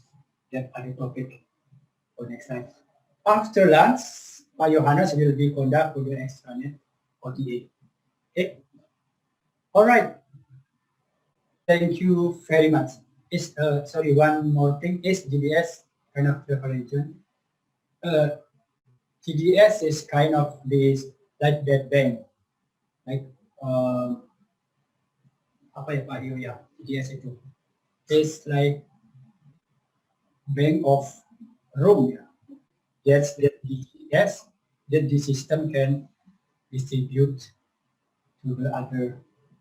Okay. All right. Thank you very much. So have nice lunch. To having lunch, and selamat menjalankan ibadah puasa. Who have puasa right now? I see we still have some questions, so yeah, I'm gonna back earlier, and before, I mean, lunch break is 1 hour, but I think I'm gonna take about like what 45 minutes, and then we can just talk with discuss about the leftover questions. If you want to join, please join. If not, it's okay too. Don't worry about it. Catch you guys later in an hour. Wonderful. Bye.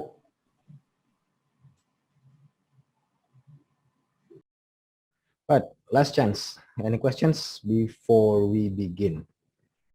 While wait, I will start setting up the screen. I'm gonna need this screen and then this one and this one. I need to share sound. Oops.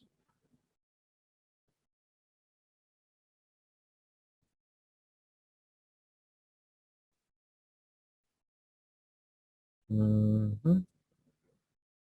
Mm-hmm.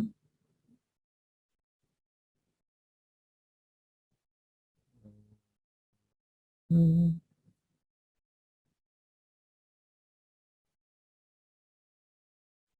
Wonderful. Right. So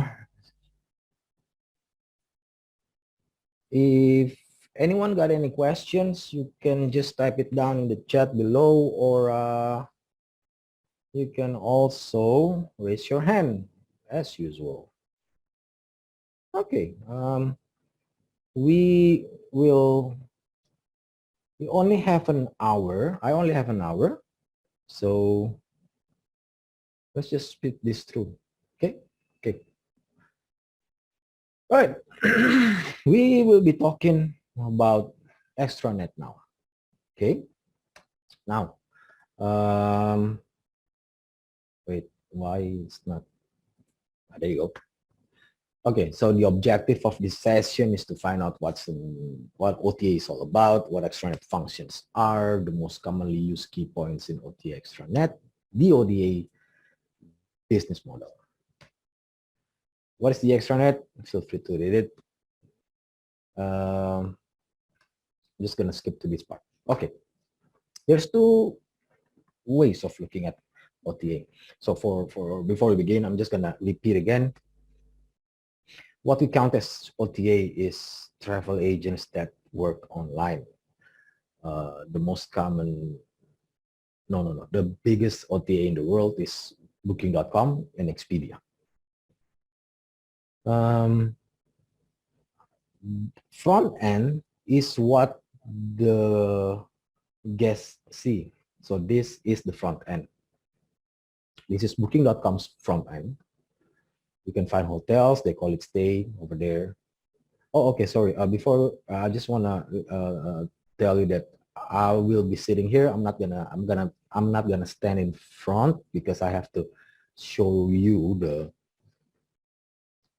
things.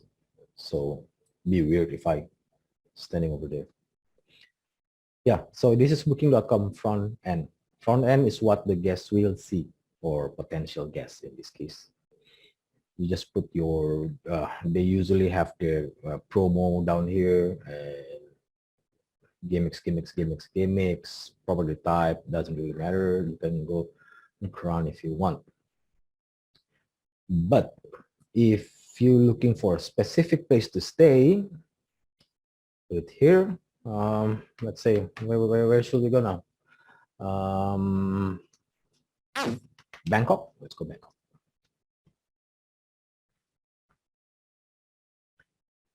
When check-in date, let's say next week. Next week is good enough for a night. With search, you can put how many adults there, how many children. Now, this is Bangkok. There's 1,723 properties. This is the Fins Bangkok Pratunam Hotel and Residence. If there's anyone from Thailand here, I'm very sorry if I butchered the name. Yeah.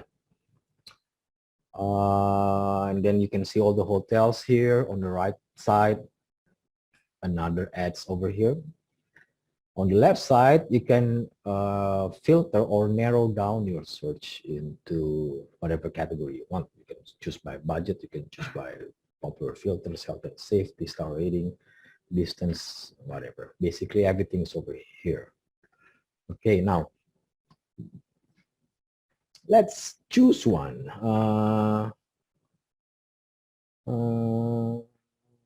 This one, let's say. You see? So there's the hotel name, the star rating, and then the thumbs up badge is a gimmick. It's a preferred partner gimmick. So this is they produce a lot of rooms, a lot of revenue through booking.com. So booking.com gave them a special status, if you may.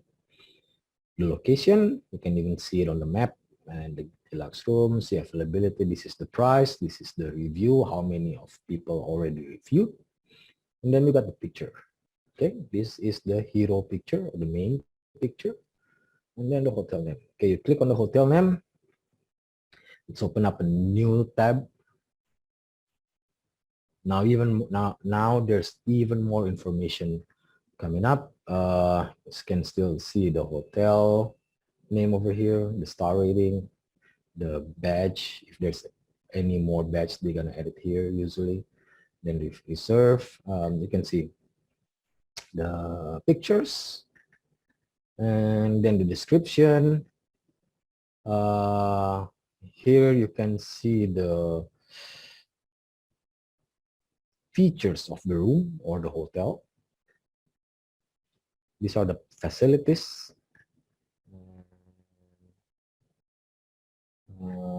These are the availability. So the room type. The green ones are the feature of that room. The size, the view, their pool, there's an air conditioner, and then the amenities down here. Right. This is what people see. So when people are looking for a hotel, there's 4 major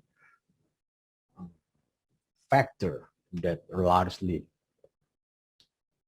contributes into their decision to pick a hotel. First, or the first one is picture. No, it's not by order. The order can be anything depending on that the said guess. But the four factors is there are pictures, pictures, reviews, the review score, price, and then the ranking. The higher the rank, the more likely you will get a visitor. People will view your hotel more if you're a higher rank. It's exactly the same as Google. If you're on a page 2, then buy. No one's gonna look at you. So you want a higher rank, and also you need picture. There are people that see picture first and then name and then review, and there's also people who see price first and then picture and then review. So it's not by order, it's just things that people will contributes to the factor of which hotel they choose. Right. So everything that we see, everything that's been shown in the front end are controlled by the back end. So hotel have 99% of freedom to choose what people will see. Okay, so all the picture here, description not so much, the facilities, amenities, and then pricing and whatever that appears here, the hotel can control them through the back end. It's what we call back end. Front end is what the guests see, back end is our access. Now, how does back end looks like? It looks like this. But before we go here, let's go back real quick to the presentation. So that's basically it. All OTA have extranet, and all extranet are basically the same. All of them, basically the same. they control content, pictures, and room type and facilities information and the price and everything.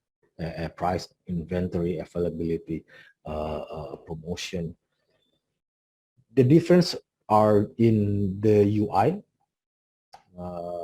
in how it looks, and then the features and how they calculate promotion. But other than that, everything is pretty much the same. Yeah. So out of all that information that will be shown in front end, we can categorize it into two large groups, which are content and ARR. ARR is just a short way of saying availability rate and restrictions, or anything that related to those three. Please do not confuse that with average rate, average room rate. ARR or ADR, average daily rate, is the same. Yeah. So this is just a short way of saying it. Doesn't mean it's rarely used outside of this context. Okay. So when you hear people say, "What's your ARR?" that means your average price. They don't mean your availability rate and restriction. So content includes hotel photos, descriptions, guest reviews, location, map, everything that is not related to availability rate and restrictions. On the other hand, availability rate and restrictions includes availability rate, restriction, promotions, campaigns, cancellation policy, and other related matters. Sorry about that. Now, channel manager will synchronize all this, the availability, the rate, and restrictions between the hotel's PMS and the extranet. So imagine channel manager like it's like a bridge or a hose, or well, like the name implies, a channel that connects between the hotel and the OTA. Okay. Now let's dive into content. So I'm just gonna blaze through all all the slides first, and then if you got any questions, you can just type it down, or you can ask it later, because we only got an hour to cover all this. But of course, if you want, we can continue later. But yes, sure. Photos. Now let's dive into the actual backend. This is the extranet. This is what you see first when you log in. So you have to log in first. Since I'm a consultant, so I have access to more than one property. I have to choose which one first, and then this opens up. So you got your hotel name over here, and then the hotel ID. Hotel ID is very important for any administrative matter. You can, if you're looking for a certain reservation, you can just put it here. You can change anything basically here. So this is the reservation overview. Normally there's information here, arrivals, but we rarely see arrivals here, because we see it on the PMS, on the hotel system. So this pretty much means nothing for hotels, unless you don't use that. And then you get recent reviews. You can see the most recent review is 28th March 2020. That's more than a year ago, which is sad, very sad. All right, there's rates and availability over here. If you click that, there's a drop-down menu, lots and lots of other stuff. Promotion, reservation, property. Now we want to talk about photos. Photos falls under property. Then you can see here, photos. Click on it, opens up a new page which contains all your photos. You can choose which one is your preferred main photo and just upload everything here, and you can also assign each photos into different room types. Okay, now go back to the slide. The resolution, all the pictures displayed in OTA have to be high resolution picture. That's Mass. Hold on, I'm looking at my phone. Battery is dying. I'm gonna keep talking while charging my phone. Yeah. All right. Where were we? Yeah. Anyone got any questions before we begin? We're only 47 people right now. We had about 90 before we got disconnected. No one wants to ask anything. Good. It's gonna be easy.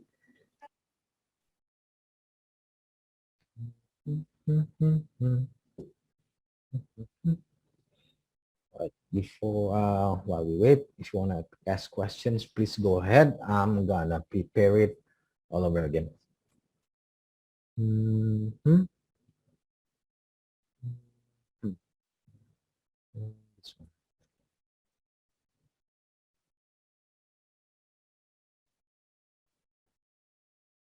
Right.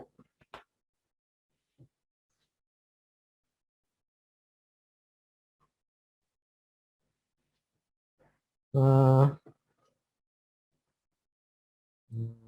where were we? Should I continue or we wait? You got anything to ask? No, yeah. Just continue. Yeah.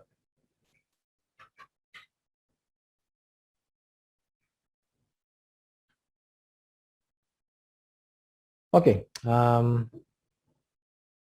Where were we? High resolution. Correct. Um, okay. So all the pictures must be a high resolution picture. All of them. The minimum resolution for the picture is at least 2K. The bigger the better, of course. So don't send it don't share the picture that you want to put online. Don't ask your photographer to send the picture through WhatsApp. Send it through other means, the cloud drive one, the Google Drive or OneDrive or whatever. Each room must have at least one picture of the bathroom. Why? Because obviously you want to look at how the bathrooms look like when you're looking for a hotel, right?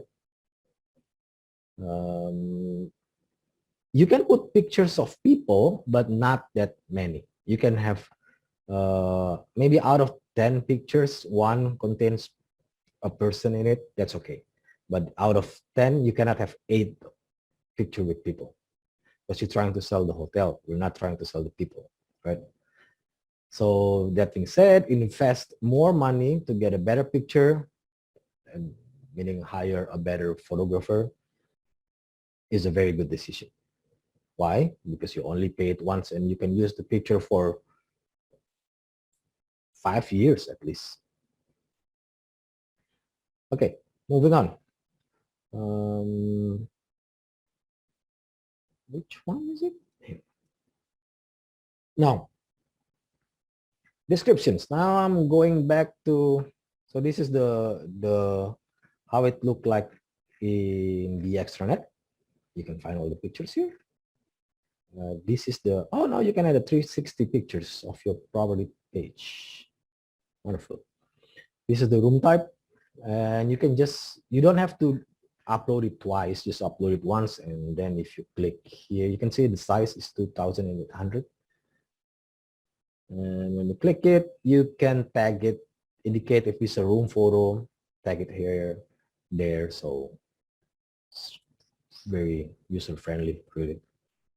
But it's, are pictures with people unwanted?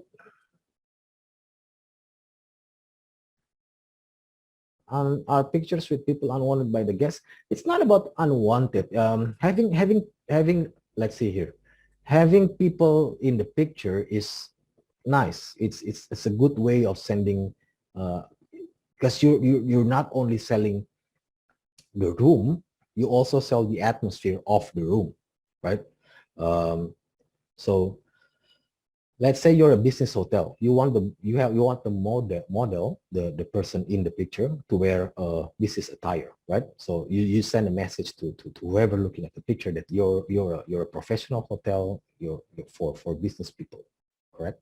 And in here you see that we use this pretty lady with a casual dress. So we're sending a different message. We're sending a different feel of the picture.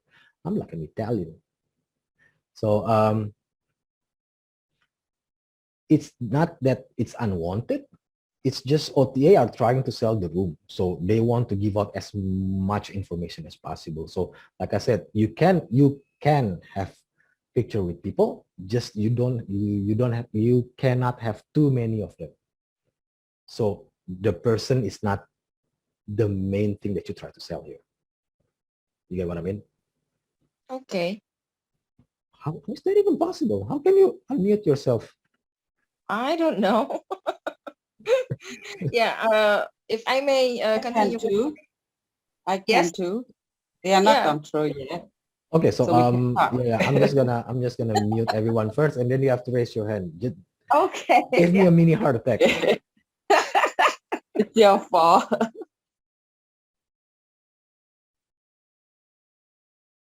Right. So yeah, wanna ask anything?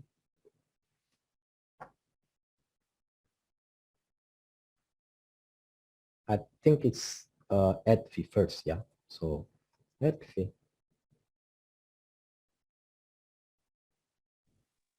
Yeah, actually, thank you for unmute me. Yep. Yeah, that's what I saw actually from the from most of e-commerce that sells hotel rooms.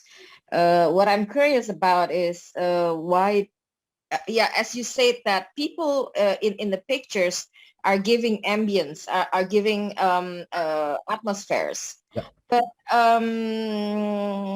if we compare with clothing line, for example, pictures with people, I mean, with the clothes that are worn by people are more interesting.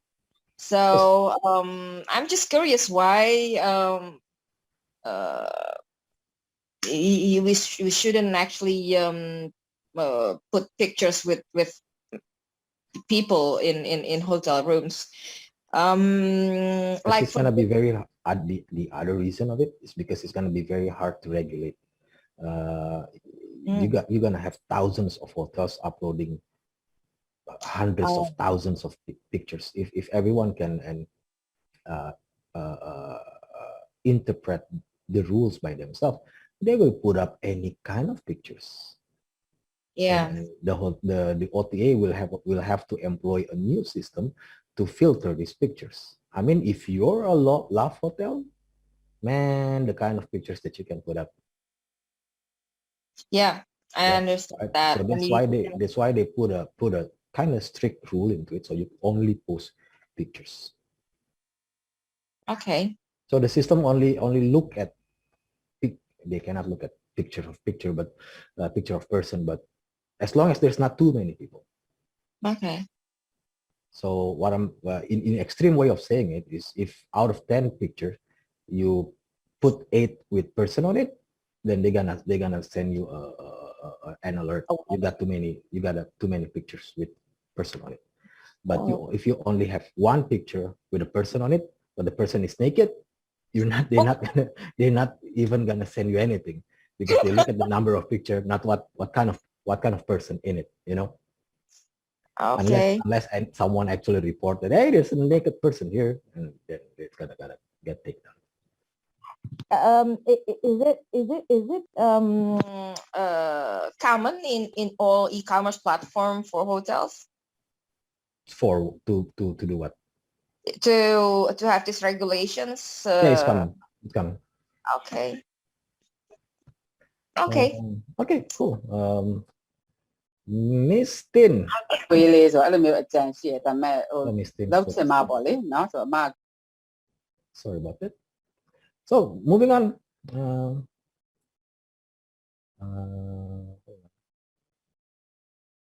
So fun fact, this lady in the picture, when the picture was taken, she's pregnant. Can you imagine that? Okay, so we're done with pictures. Now moving on to descriptions. Descriptions also over here. View your descriptions down here.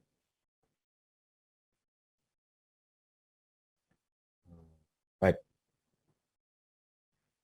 Descriptions is anything else aside of photos. So your location, your facilities, services, amenities, description, many more.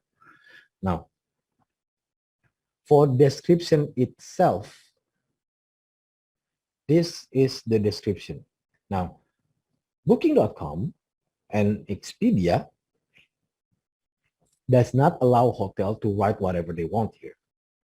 So I cannot just type in, this is the best hotel ever. Nope, you cannot do that. This will be generated by their content, they call it content team, content team or content writing team or something like that.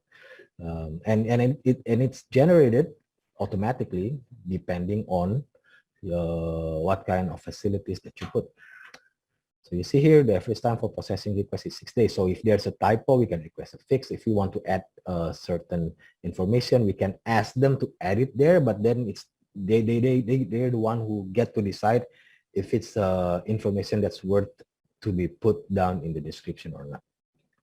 Although we still have to ask that, do people still read description nowadays? I mean, it's a wall of text. I'm probably not gonna, well, to be honest, I never read description. I just look at pictures and reviews. You can also add fine prints down here if you want. Let's see, it's due to coronavirus, this property adhere to strict physical distancing measure. You can just add whatever you want as long as it's in the list. Now, we go real quick to facilities and services. That awkward moment when you click something and it's slow.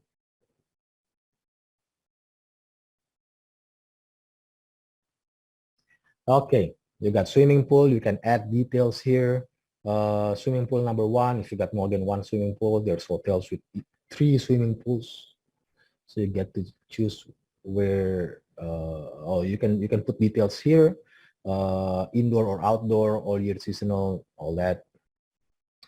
You can get spa, family rooms, air conditioning, fitness center, hot tub, jacuzzi, room service, terrace, bar, garden, whatever. Just put it here, and now anything that you put here is gonna be reflected into the description that we just talked about. It will be automatically generated depending on the facilities and amenities that you choose. You can also choose the user fields and all that. Pretty self-explanatory, right? Also, there's a room details first. This is where if you want to add more room type, you can add it here. Superior, double, etc., etc. Now, let's say you want to create a new room. Oh, what happened? Okay, room type. Now, nowadays,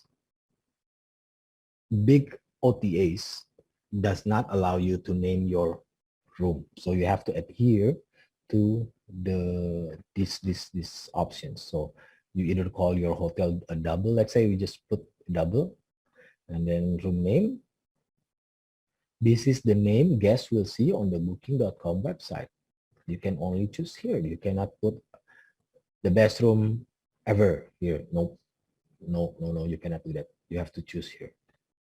So, but if you have your own room name, let's say people love to name their rooms, right? The Love Shack, put it here, optional. But no one, but guests will not see. This is only for us, the hotels. You're the only one who can see that. Number of rooms of this type, smoking policy, room near the pool, etc., etc. Everything is pretty self-explanatory. Just read it. And then there's room amenities over here. These are the features of the room. The room size, You can choose square meters or in feet.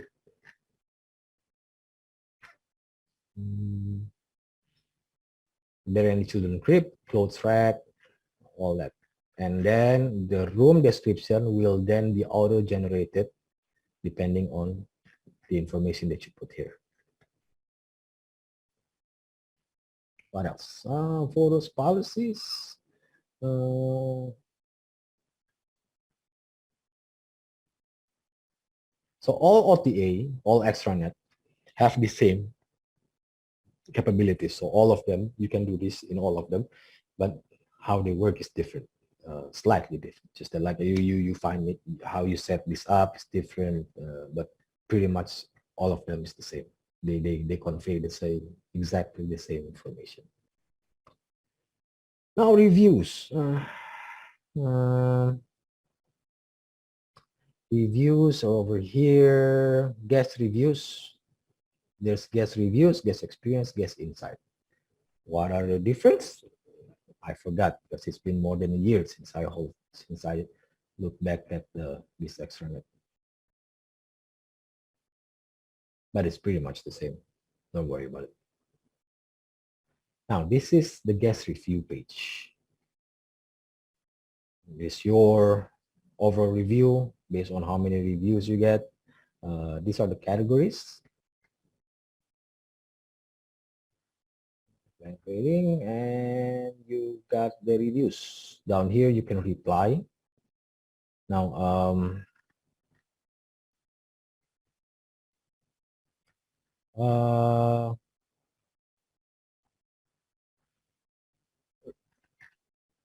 previously, like how many years ago, 3 or 4 years ago, not all OTA have the feature when we can reply to reviews, but nowadays almost all of them is can enable hotels to reply to reviews. Now replying to a review is often a good sign. It's perceived by the guests as a sign that the hotel cares of what the guests say, and they actually take care of the hotel, and they actually read reviews. That means they actually doing improvements. So replying to review is a good thing. But it's not all hotel do that because it's tedious and it's very boring to do. A good reply, a good response can turn a bad review into a great review. I mean, if there's a good review, it's, you just say, yeah, thank you for your kind review. We're really glad to know that you enjoy your stay with us. We hope you want to stay with us again when you visit us. That's basically what you say when you see a good review, right? You just have to keep like 20 different variation of that and just copy paste everything pretty much the same. But when you get a bad review, you have to work really hard to reply that.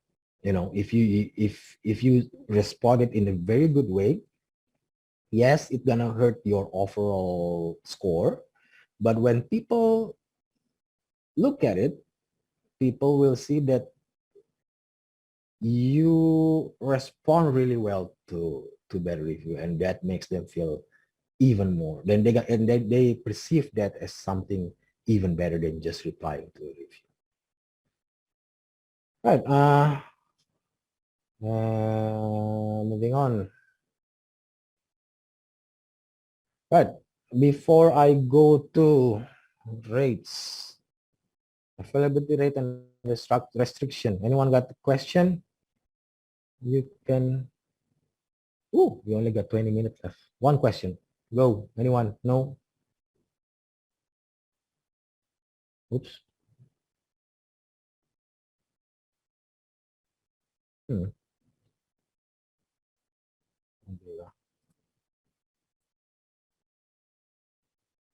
Nope. Okay. Moving on. Now we go to the availability rate and restriction. In this part, I will talk about availability rate, restriction, promotions, cancellation policy, and more strategic things. And I cannot provide a screenshot for that. I'm very sorry, but deal with it.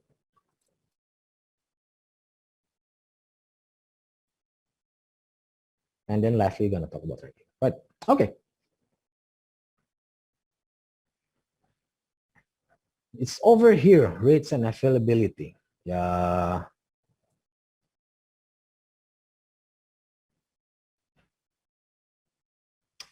Okay, so if you use Channel Manager, you will never be in this page.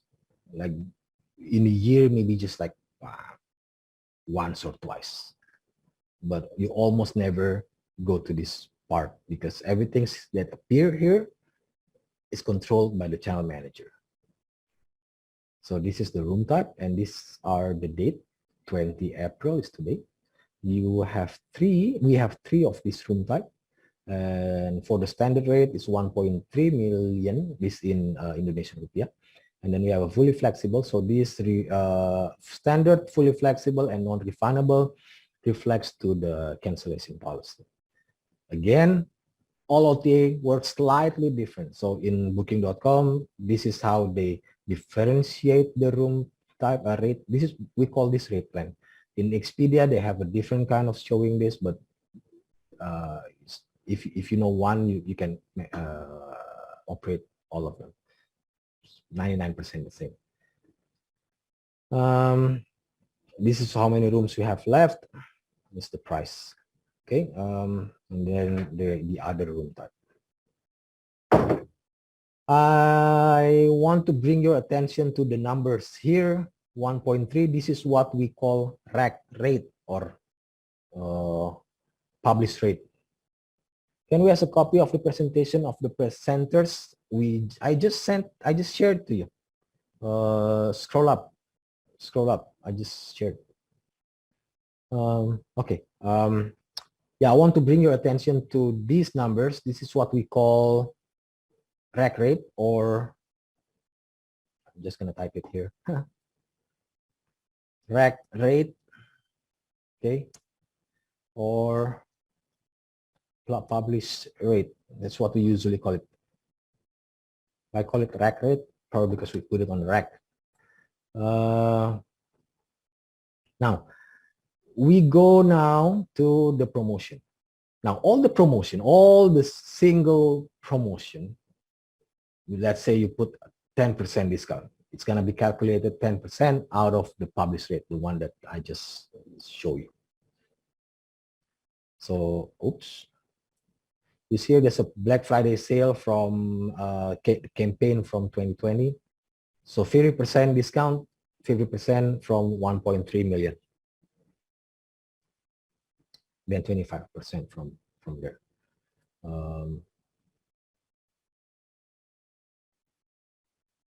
Right. I just gonna skim through all this.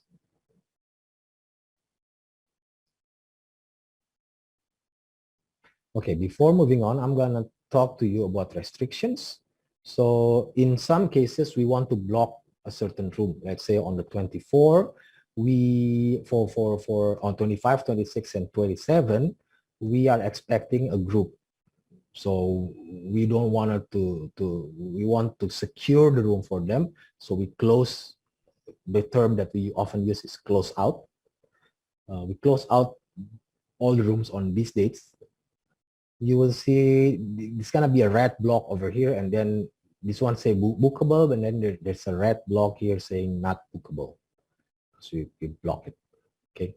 And then there's also other restriction. Most common use restriction are close out and close to arrival and close to departure. So close to arrival means you cannot check in on that date. Closed for departure means you cannot check out on that date. So if I put close to arrival on the 26th and close to departure on 26th, that means you cannot check in on the 26th. However, you can check in on the 25 and then stay through 26 and then you check out on 27. Yeah, and then you check out on 27. You can do that, but you cannot check in or check out on the 26th. It's different than if we close this out. If we close out, that means you cannot even stay through because there's no room on that date, right? Okay. And then we move on to promotions. This is the most visited page on all OTA. Got different strategy, change the promotion. Simple as that.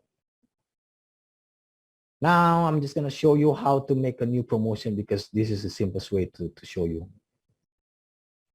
Then you got to choose new promotion, campaigns. Hey, they got a new campaign, getaway deal. Campaigns and promotions are different.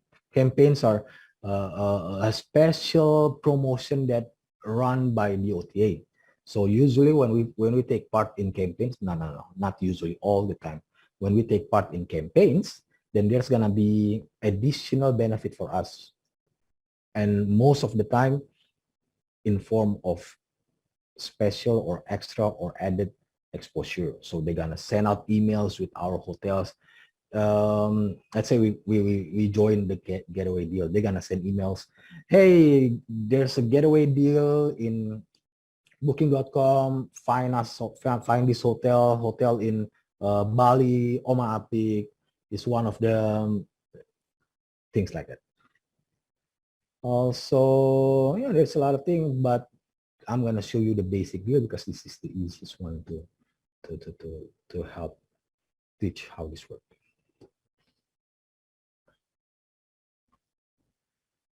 Okay. Ouch. Now you can see promotion details. Who will be able to see this promotion? Everyone or just members and newsletter subscribers only. Booking.com call it secret deal. Again, all OTA have a different way of setting this up, but the idea is still the same. Which rate plan will this promotion apply to? All rate plan, or we can choose the standard rate, fully flexible, or the non-refundable. Which room, we can choose which room, or we can choose all rooms, how much discount we want to put. If there's any minimum stay, if there's a minimum stay, we can put it at least they stay for 3 nights, then they get the promotion. When is the stay date? You need to differentiate between stay date and booking date. If you book now for stay in June, that means 20 of April is your booking date, and then your stay date is on June. The time in between is what we call booking window. Bookable period, this is optional. You can choose whatever you want when people can book. Let's say you just sell it for the entire of April. People can stay for as long as September, let's say, but you just want to sell it on April, you can put it here. You can also limit to certain hour. And also you can name the promotion whatever you want. You can also set it to become an early bird promotion, which let's say you put it for 40 days early bird. That means people will get that discount if the stay date is at least 14 days ahead of the booking date. Are you using PDF? I'll go back to that later. Yeah. Last minute is the opposite. If you put last minute 3 nights, that means if people looking to stay if people looking to stay 3 nights from now, they can get that special deal. But if you're looking for 4 nights from now, it will not appear.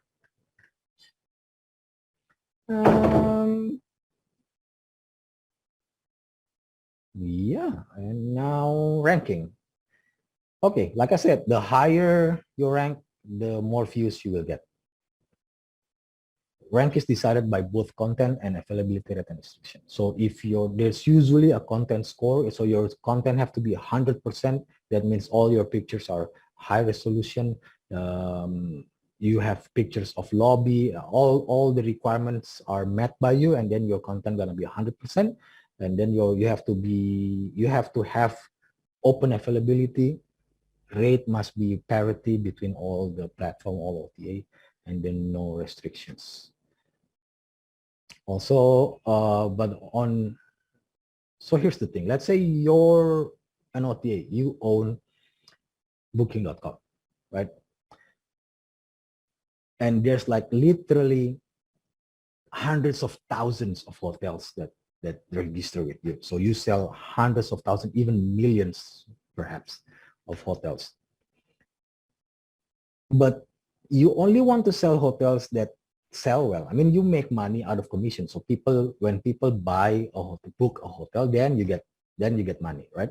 So you want to put in display hotels that people will book the most, right? So hotels that have most booking will be put on a higher ranking because there's a higher chance of that hotel to get booked, and then you will get money out of it. Make sense? Right. That's why, so the ranking are decided by how many bookings you get from that of the more conversion rate, the higher your conversion rate is how many people looking at your page and divided by how many actually book.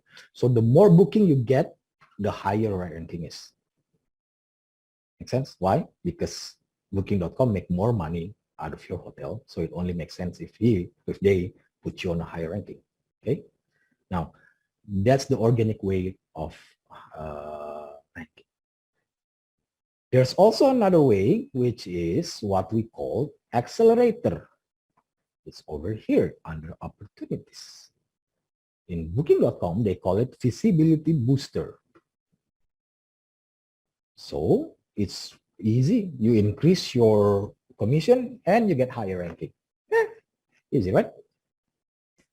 So you can choose which dates. So, okay, I'll go from down here. Our current commission is 15%. Let's say I'm desperate. I'll just put it up to 30, double the commission. And for May. So people that book on this day, book to stay on these dates, I will have to pay 30% commission instead of 15.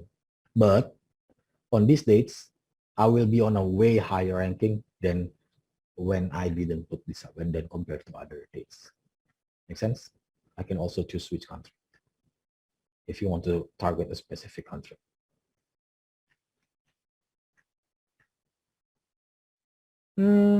Yeah. So that's ranking. We're done. And with 9 minutes to spare. Wonderful. Anyone have any questions? I'm just gonna go to chat first. If you got any question, you can raise your hand or you can type it down. Can we ask a copy of the presentation to of the presenters? Yes, scroll up. I already shared it. Oh damn, we got disconnected. Yeah, I'll share it again. Or you can find it on the WhatsApp group. In online review from these platforms, we cannot avoid bad review. It could be from our competitors or even from upset guests. Is there any way to actually avoid this type of reviews? Or maybe any good strategy to increase good reviews from our past guests to fill it in such platform? Okay, reviews are actually not our problem, not us as a sales and marketing. It's not in our we don't take care of reviews. It's operation side. So how to it's best if you ask operation managers about how to avoid bad reviews. But generally, you have to accept the fact that it is impossible to not get bad review. You will get a bad review. It's just a matter of statistics. Like you serve 1,000 people, let's say 1,000 people. No. You serve millions of, let's say 1 million of people in a year. Statistically, it's impossible for you to have zero bad review. Of course, it's gonna be bad review. I mean, there's a lot of people. I even have a friend that will complain about anything, even if he will freaking complain about water if the water is not cold enough. I mean, there's people like that. We all know people that will complain about anything. But again, it's a matter of how you respond to it. If someone put a bad review and then you go out and then no, it's your fault. Treat you good, you ungrateful swine. It ain't gonna work. So you have to treat them good, apologize. There's actually a webinar or a seminar about how to respond to reviews, and general managers usually take that. Are you using PDF that we had? Yes, I did. Which page number? I-56, I think. It's down there, right, bottom right. Honestly, I always thought that the data entry is done by the platform's admin. It is definitely an extra work for hotels to input. Yes, updating the content is a real pain in the rear. I mean, it's very tedious and it's very boring. Luckily, there's only two big OTA in the world, Booking.com and Expedia. All the small ones usually already affiliated with them. So if you already contract with Expedia, chances are you also appear on the small ones. In Indonesia, we have another one, Traveloka, but that's 3. But if you have like a lot, oh my Lord, it's very boring. You have to upload pictures and then put it again. Very tedious. We rarely update it, actually, unless you have new features, which is very rare for hotels, very rare. I mean, you cannot just in a year build another pool, right? How can Booking.com generate profit from the hotel? It is on commission-based, agency-based, or etc. Okay, I think I missed one. We go back real quick. Over here. So there's 2. This is page 48. I think says there on the bottom right. So there's 2 kind of business model, merchant model and agency model. Merchant model is, let's say we sell $100. We give this OTA, hey, you know what? I'm gonna give you, I'm gonna sell it to you $80, and then they can sell at whatever price they want. But when there's someone booking, they give us $80. Now, agency model is we give them commission. So we set the price at $100 with 15% commission. So if there's a booking coming in, they take 15% out of it and then give us the rest. So how can Booking.com generate profit from the hotel? Agency model. They take commission out of it.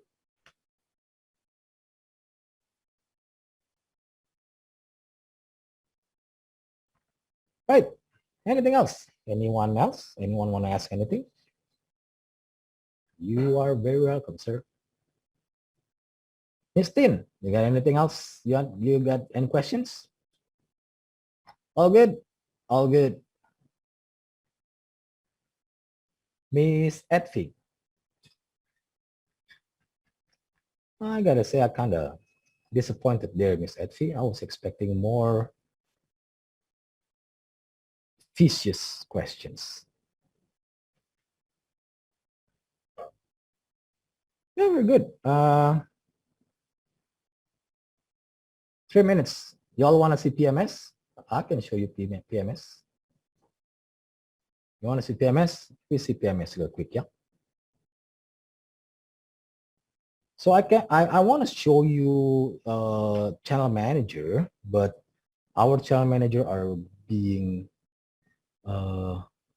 suspended right now because we have a agreement with them. So they put our account on suspend, but we don't have to pay. But they keep it active due to COVID, right? So no guests.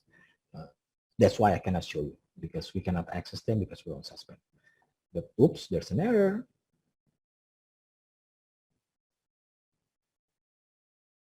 It will.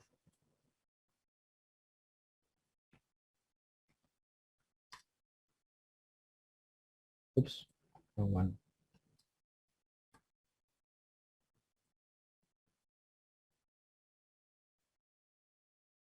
PMS can differ depending on the brand of the PMS. Size classification does not matter depending on what PMS you're using. That's the only difference. So I'm using Guest Pro. Or they suspend our account because there's no guest, right? We hotels don't make any money out of it. And in turn, they say, okay, you know what? Let's just put it on hold, on freeze. They just suspend it, so we don't have to pay, but they don't delete it. So we don't cut off contract with them. It's just we don't pay, and they don't let us to access it, but our account still exists. I was thinking that if there is any tool for hotels to enter data once for all e-commerce platform, it will be helping hotels. It is PMS and channel manager, but it only works for availability rate and restriction. Doesn't work with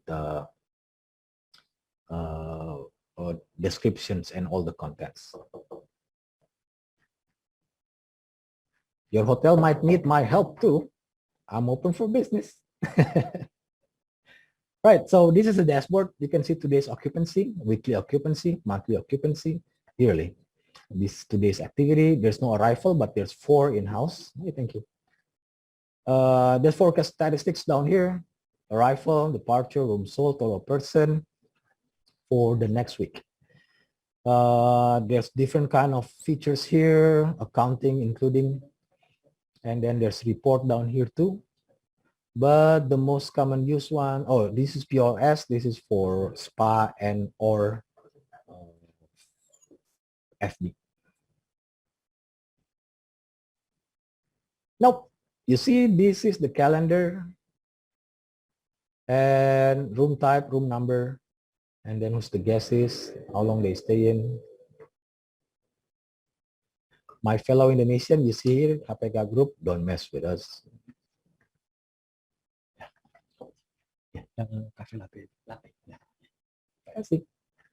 Yeah, and now, yeah, and if you click here, you can see this book through email, check-in date, check-out date, how many persons staying, the guest profile, the name over here, total bill, how much they pay in, and payment. You can put you can input payment here if you want to cancel. So everything's over here. Very sensitive.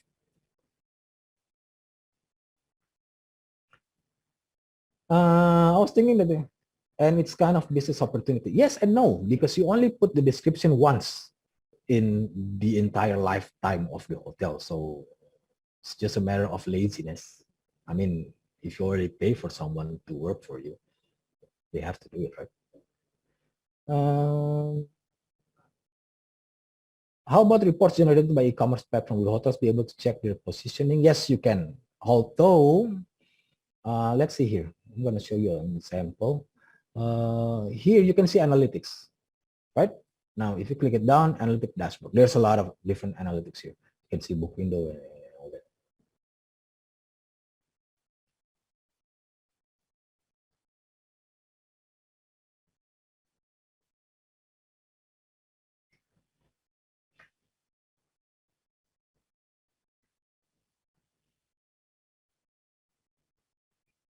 I don't think I'm designed to be a lecturer. I'm already, my throat's already drying from talking all that. It's only talking about like what, 50 minutes? So you can see your performance here. How many room nights you're selling. Last year we're selling 102. Oh, sorry, based on the booking pass. So you can see all the statistics here. Also, you can see the pace report, sales statistics. They have lots and lots of different kind of reports, but we rarely use them. Why? Because these reports only for bookings that come through booking.com, right? But if we use other OTA like Expedia, then we have to combine the reports and then it's not going to be accurate. So we use, what we do is our reports always based on data from PMS because that's what the actual data is. That's the raw data. That's what we use. Unless you want to looking at how nationality of people that book, where do people book from, what device they use, then you can use the one from booking.com. I was thinking, PMS, why the suspend? Yeah, I see our hotel. That's the thing about report. If you use two OTA, booking.com and some other OTA, let's say Expedia, can it be synergized? Yes, it can, using a tool called Channel Manager. So, man. Oh, I know. We can use this. Hold on.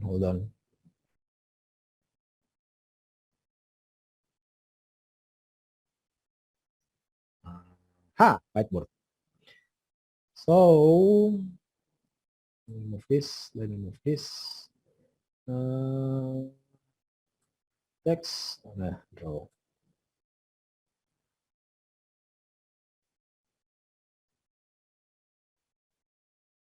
So, oops, it's not what I want. Hotel or PMS. And hotel 1, booking.com. Hotel 2, Expedia, and so on and so forth. Now, this is us, the hotel. This is the booking, the OTA 1 and OTA 2. So you can use a tool called channel manager. So there's going to be a channel manager in here. Channel manager here. That will distribute your rate, availability, restriction to all the OTA.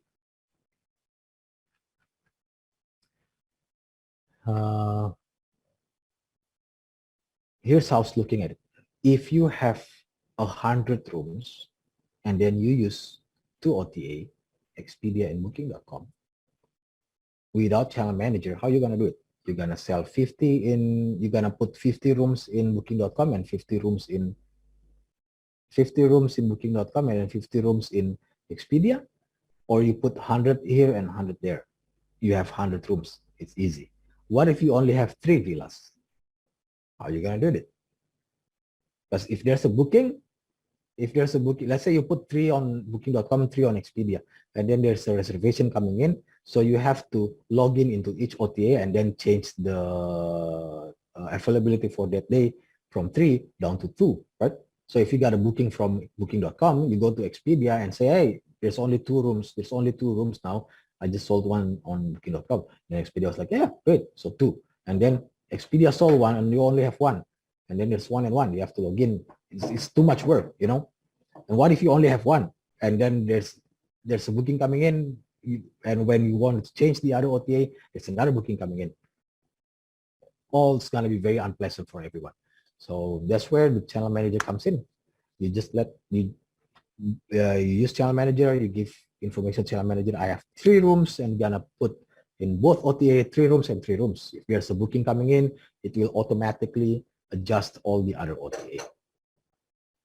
Plain and simple. Wonderful. Last chance. Any questions before we move on? What about Airbnb? Is it also considered as an OTA? In a sense, to an extent it is, but it works in a very different way, in a weird way, if I might say so. Airbnb is another beast on its own. They work kind of different too. And they kind of struggling because they don't want to be counted as OTA, but it's kind of weird, you know? So Airbnb is something else.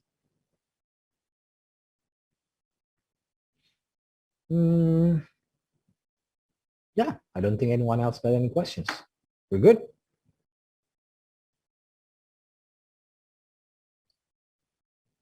Right. Kind of amazed no one asked about website. Where do websites sit in all of this? But yeah, we're out of time and I'm only talking about extranet. You ready? Yeah. Yeah, back to Mr. Biantara. How do I put a stop to this? Hold on.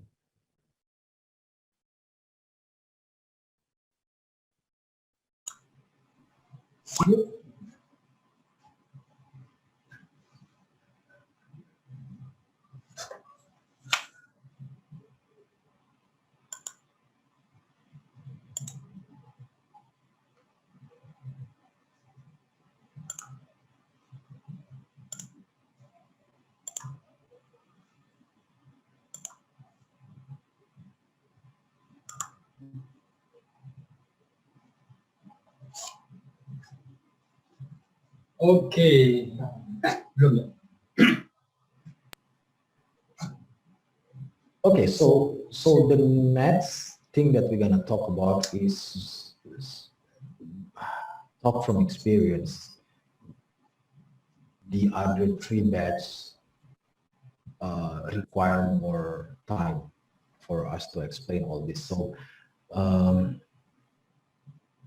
we only got 1 more hour, but if you think you need more, we can stay after time, over time, to talk more about the next slides because it's very, very mathematically heavy, statistics heavy. We'll see. But what I'm trying to say is, if you want us to stay more long, I mean, if you want us to stay longer and talk more about it, if you still have questions, then we're down for it. Don't worry about it. It's because we love you so much. Bye again.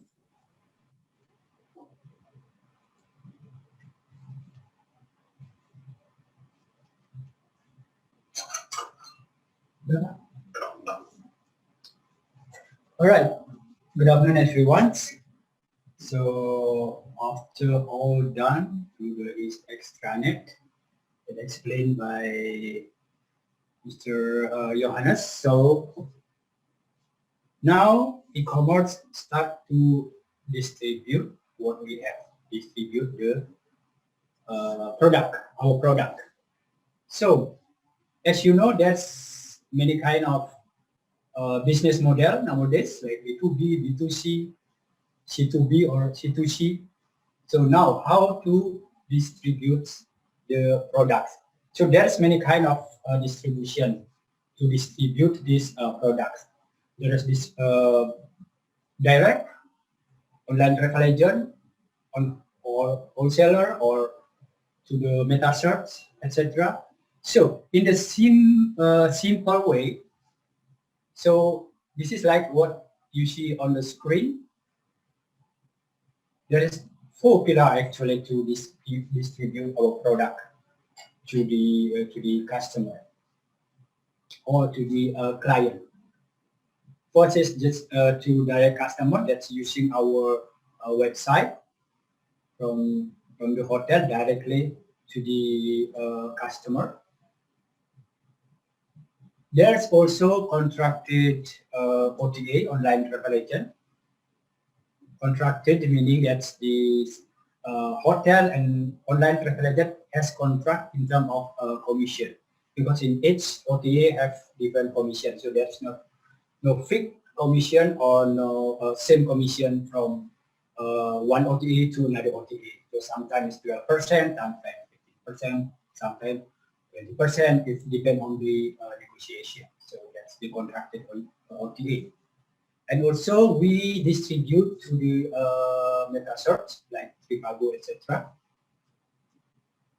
And also we distribute to the offline travel agent, to the wholesalers. So from the direct distribution, this is clear that this is the job of digital marketing, to make something that e-commerce can distribute this product to the customer.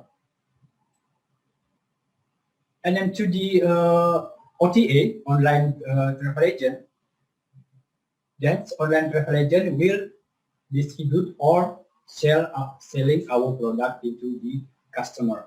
So the hotel will goes to the online travel agent, then go to customer. So that's we call the model is we call B2B, as well as wholesale. Wholesales will give contracted rate that, as mentioned, about 20 until 30% lower than OTA rate.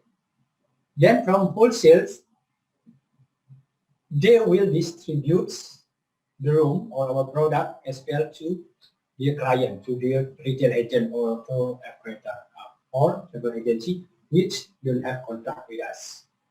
Of course, with the markup price.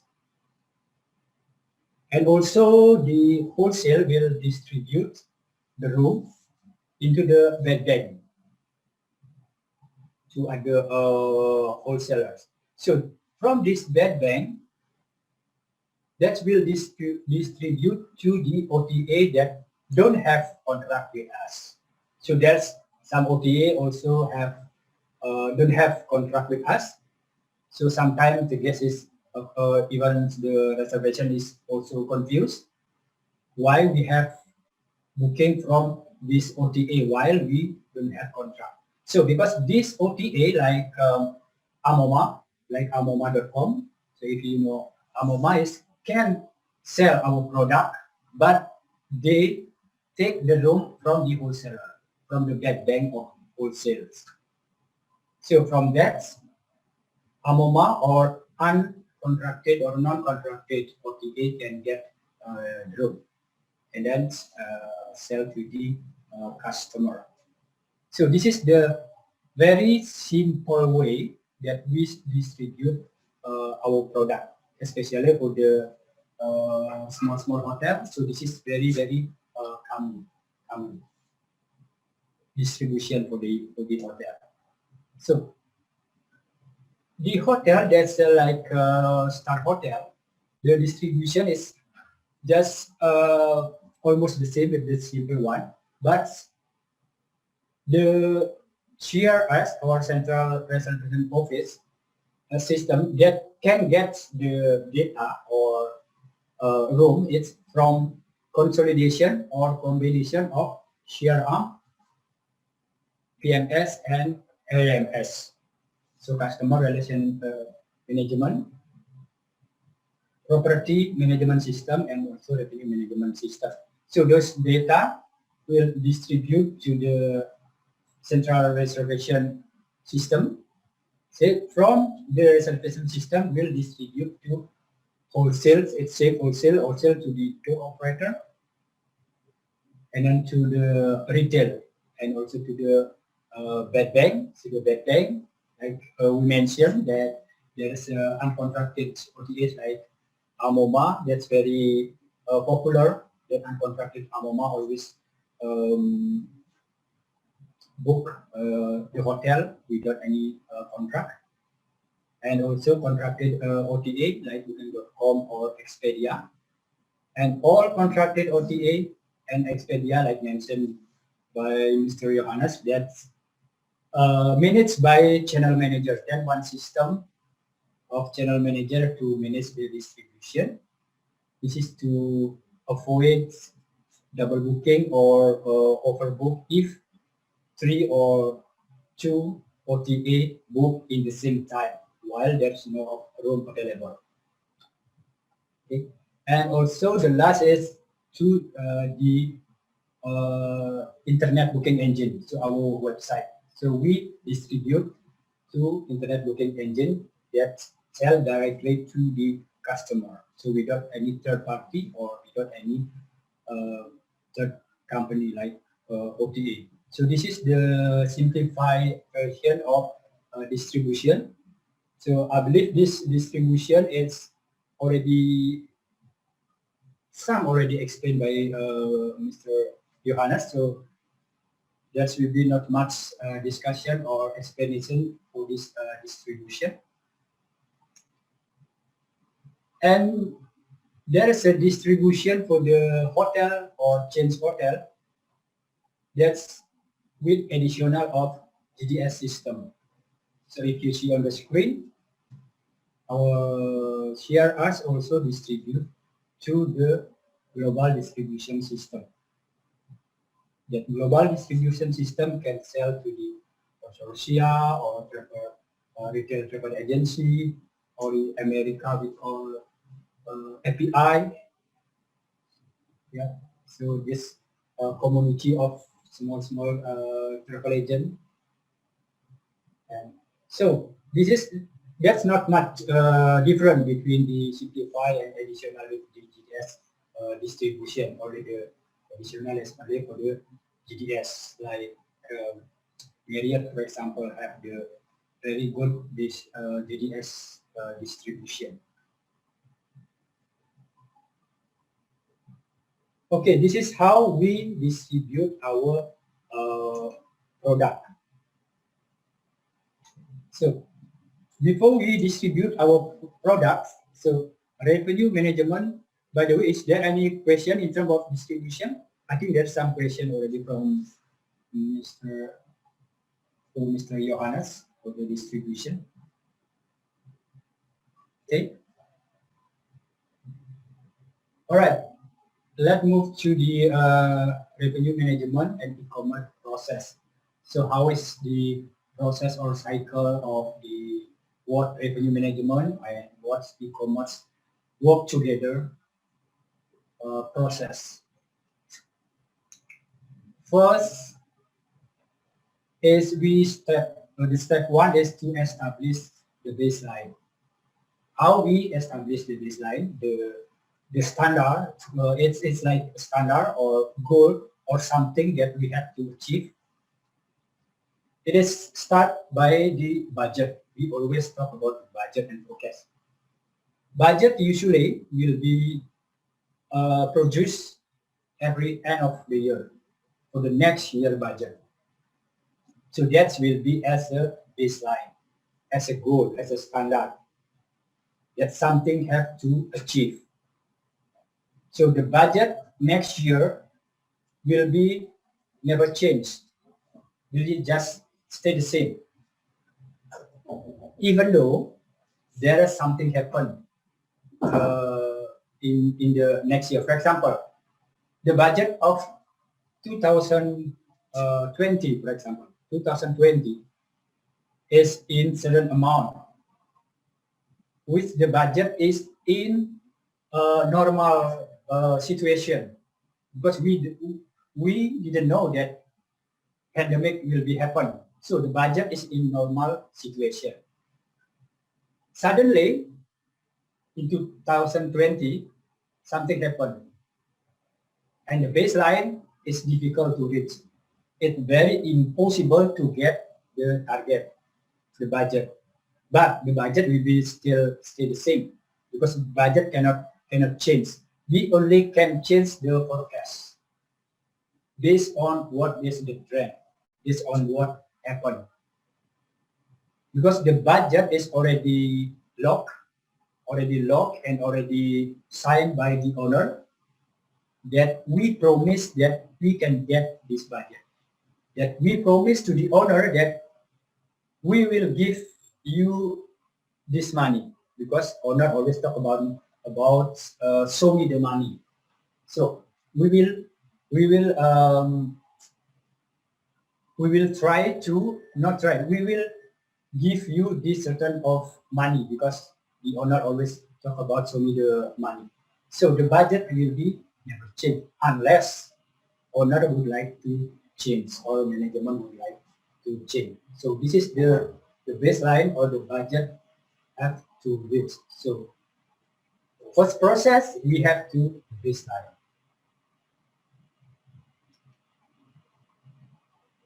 The second one is understanding the causes.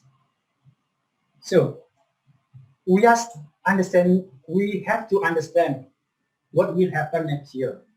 Like in 2017, we already know that there will be IMF event in 2018 October that will bring 3 times or even 5 times of revenue. That's a chance to do yielding during that time. So as revenue management and also e-commerce have to know the causes. Group event or national disaster or riot or political issues, something like that one. So we have to know. Then the second step. The third step is from the causes that we already know what will be happen. So then we develop the strategy. So how we develop strategy? So based on what will happen next during IMF, because we know that's full of attendance. So we maybe implement minimum length of stay or early bird. You have to pay right now, otherwise your room will be sold to someone else. Or create a special promotion, etc. Because we know that in March or November is the lowest because it's the dead month of tourism in Bali for March and for November. For March and November, because we already know, so we develop strategy to create the promotion or package, etc.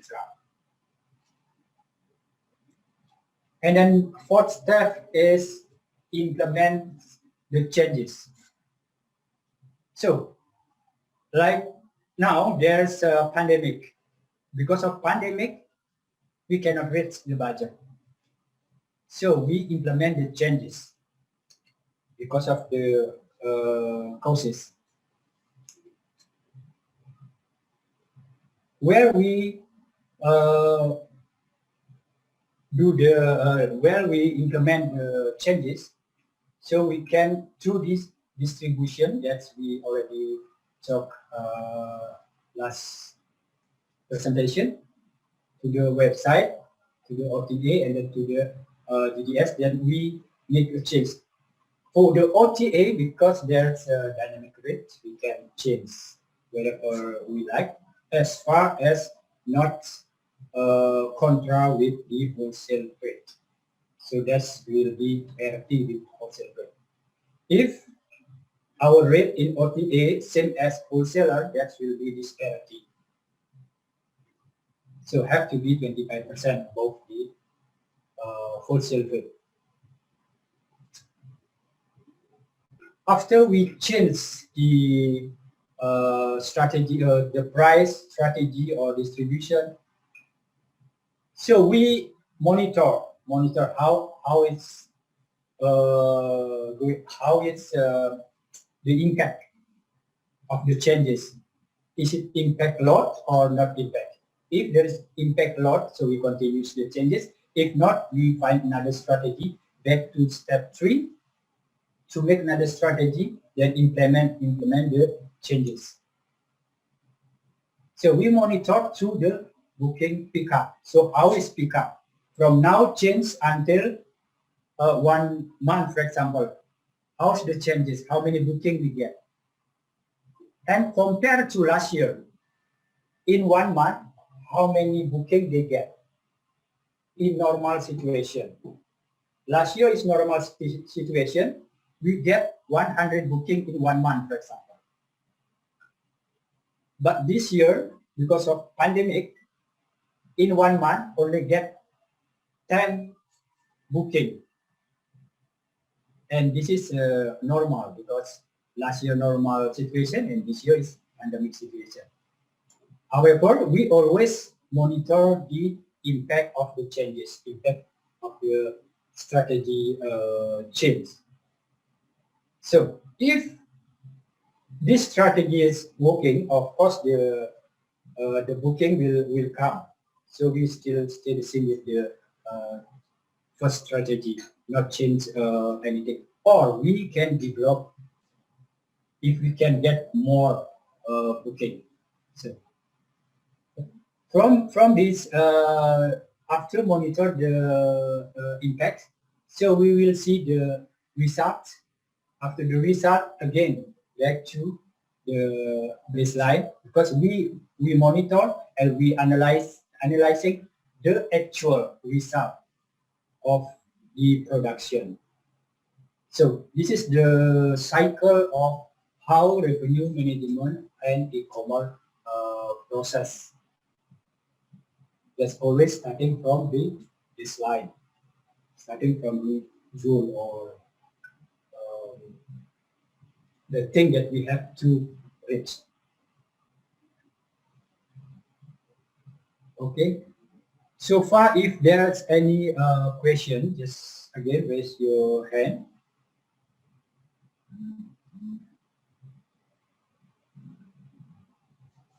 Yeah.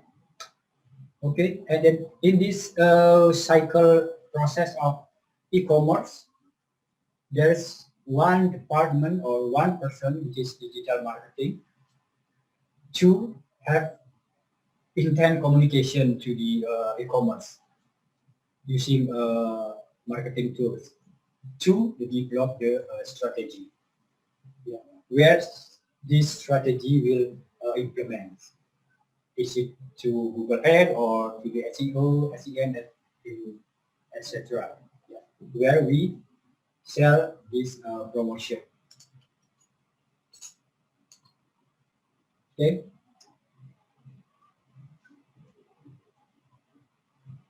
All right. So after the process of revenue management,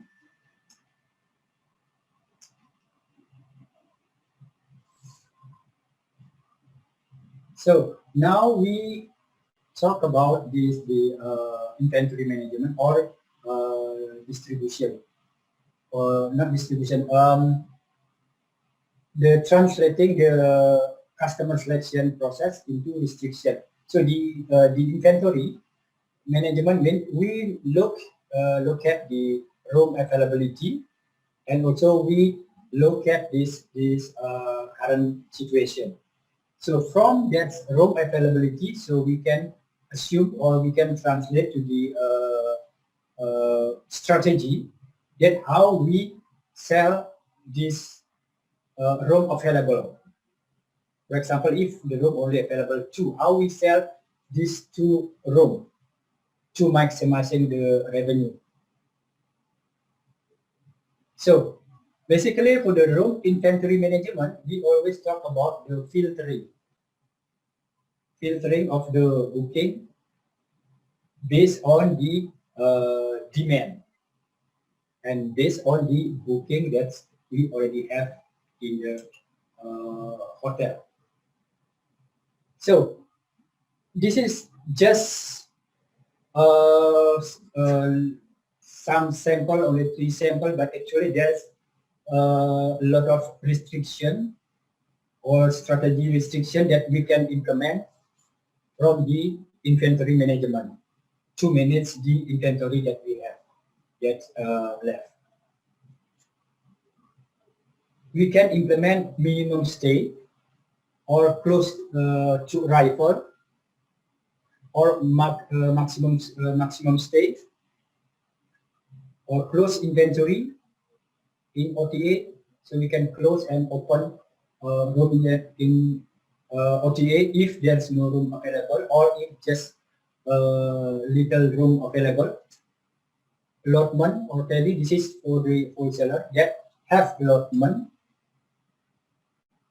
and block area if there is a group.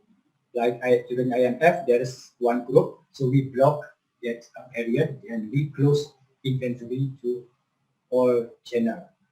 So minimum stay meaning that we implement certain period should stay minimum of 3 nights or 5 nights or even more.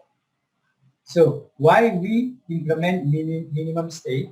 This is to avoid valet. We call this valet. For example, first day is 80% because there is a group, and second day is only 25%. So if we not implement minimum stay, so guests maybe will stay just until today, not until tomorrow. If stay until today, so this occupancy will become high and high, but this will become stay the same. So we try to increase this occupancy by applying minimum stay. So the guests have to stay minimum 3 nights, for example. So have to stay passing this day. So this day will increase, not really valet, because valet is for revenue management is forbidden. Valet occupancy. First day 80% and second day is 20%. So that's really forbidden for revenue management. So we try to balance the occupancy in each day. Close to arrival, again, close to arrival usually is for during the peak, for example.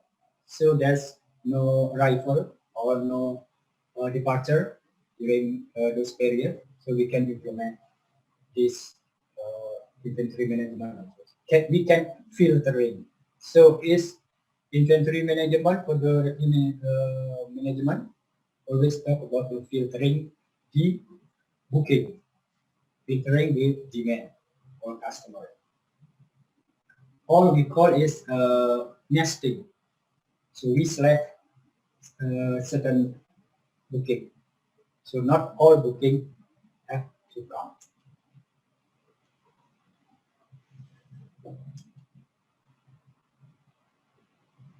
Okay, to do filtering, we have tactic and strategy, which is a restriction. We give restriction to the customer who stay with us in certain period, if needed. Usually, this restriction is during peak season and during high season. During low season, usually there is no restriction except if there is any group that stay with us and there's group affecting the occupancy is getting high during low period. Basically, it's for the restriction is this is just controlling the inventory or room available that we have and price in the public. Price that we give to the customer. That's we controlling both of them have to be matched. So from the restriction, this is some sample of restriction if you see on the screen. Maximum length of stay, like we mentioned before, or combination stay, close to arrival, open and close. This is the job of e-commerce basically. For the restriction here is job of e-commerce to put the restriction in the online travel agent and also the direct booking, to open and close, to limit the segment, and also to limit the inventory. In our website, we can put also on request status. If you know that on request status, meaning that if we have only one room left or two room left, we can put the status on in R. So basically for the OTA, the status is open and closed. But for the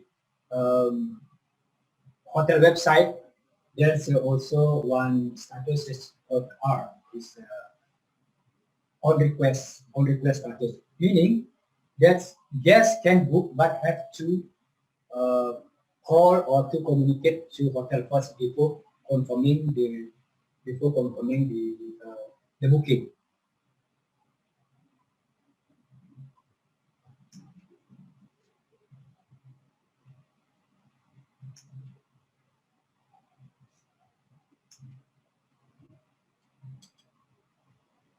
Okay, so far any question in regard of restriction? Why we have to have restriction?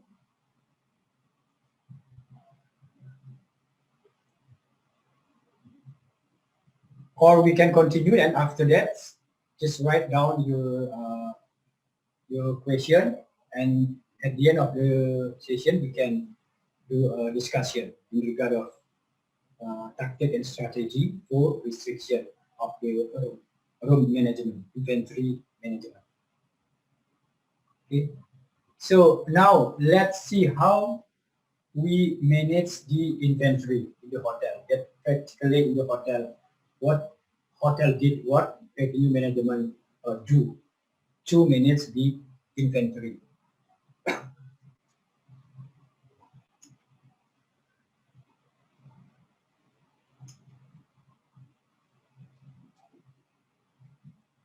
Okay, for example, hotel room capacity have a single room of 10. As you see on the screen, there is 10 room available. The availability is 10 room for the hotel. Then the demand for the hotel, we see the demand last year for the hotel is 12 guests. And this year also, we predict is 12 guests. The demand. Meaning that the room is already overbooked by 2 rooms. Because this is the room is a single room, meaning is per guest. So only one person stay in the room. This is just the sample. So if the demand of the guest is 12 guests, so meaning this is already overbooked. So we see the price of this in its guest is different. So like I said that every guest willing to pay different rate. This is based on when they book, how they book, where they are coming from. So the rate will be not the same. Okay? And then 30 days out, there's already booking of for booking that pay 100. But this is 30 days before the arrival. So the booking is already there. Okay. In the next 2 days, there's another booking. The next 2 weeks, there's another booking. For booking, the rate is 150. So the total 2 weeks before arrival is already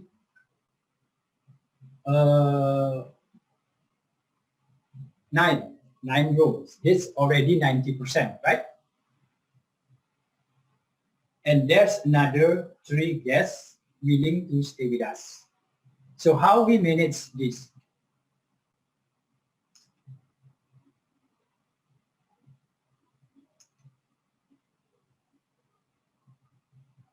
Okay, if we didn't implement restriction, this is what will happen. What we call is first come, first serve in whatever rate. So we not gambling to do overselling or overbook. Okay, 1 month out, a month before arrival, there's, as mentioned, there's already 5 booking. That's pay $100 US. And another 2 weeks, another booking coming, another 4 booking coming, that pay 150. So this already 90% of the occupancy, right? So we only have a chance to sell only 1 room because there is no restriction. This hotel don't implement restriction. So there is another 1 booking with the rate of $200 US. So why is the rate is different? This is depend on when they are booking, because this is 1 month out in advance. So the rate usually is cheaper than last minute. Last minute is the high, same as the airline. More longer you book the ticket, you get the cheaper. But if you book the ticket for tomorrow, the rate will be the higher. So same as the hotel. Yeah. So the occupancy is already 100% with revenue.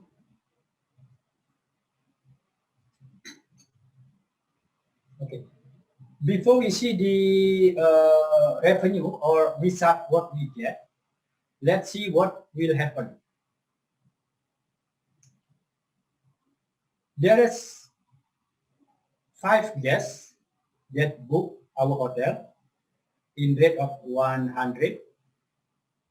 But in actual, until the next week, until stay period, so the guest only stay 4 room,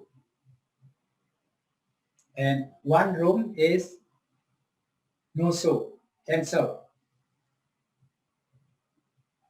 Yeah. Then there's another room that pay 150 for room, no cancellation, and then because this is last minute, that pay 200 US dollar. So there will be no cancellation because this is last minute. Just book, pay, and stay.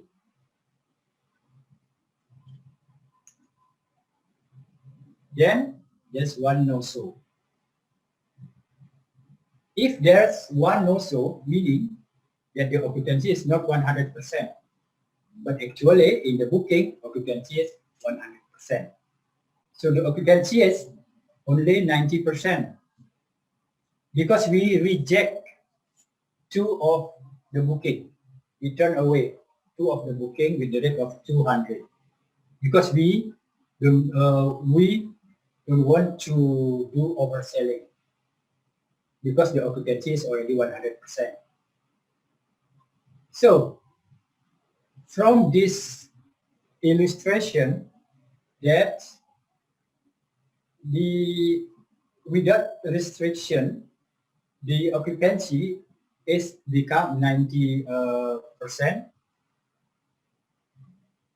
with the revenue of 1,200 US dollar.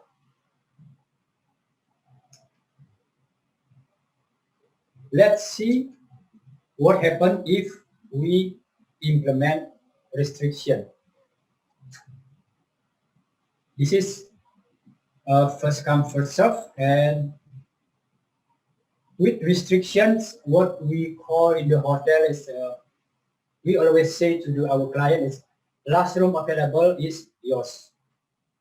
Actually, last room available is to everybody, but to the customer, to in the good word, it is like a marketing word that we say that the last room available is yours. So please book with this rate.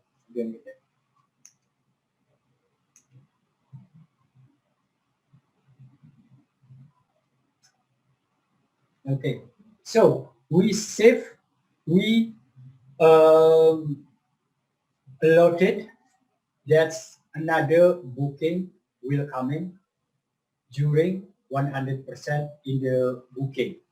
Booking occupancy is already 100%, but this is not happened yet, right? So we still give a chance or allotment to other guests to book us. So how we, this is the illustration.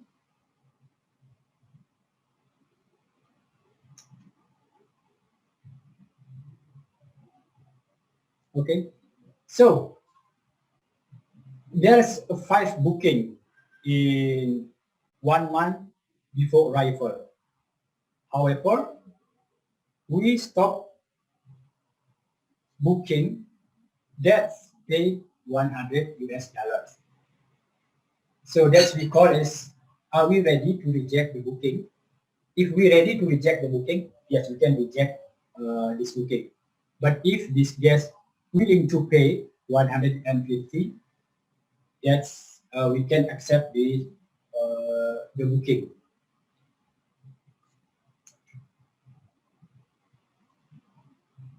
Okay. So like I said, that's every period's booking window, we call it booking window. 1 month before arrival or 2 weeks before arrival is have a different rate. So as a e-commerce and revenue management, that will increasing this the rates for the booking window. Usually that's a system. Every month in the rolling month, the rate will be increased automatically about 20% or 10% or even 30%. So 2 weeks out, there is a guest book 150. So meaning the occupancy is already 80%.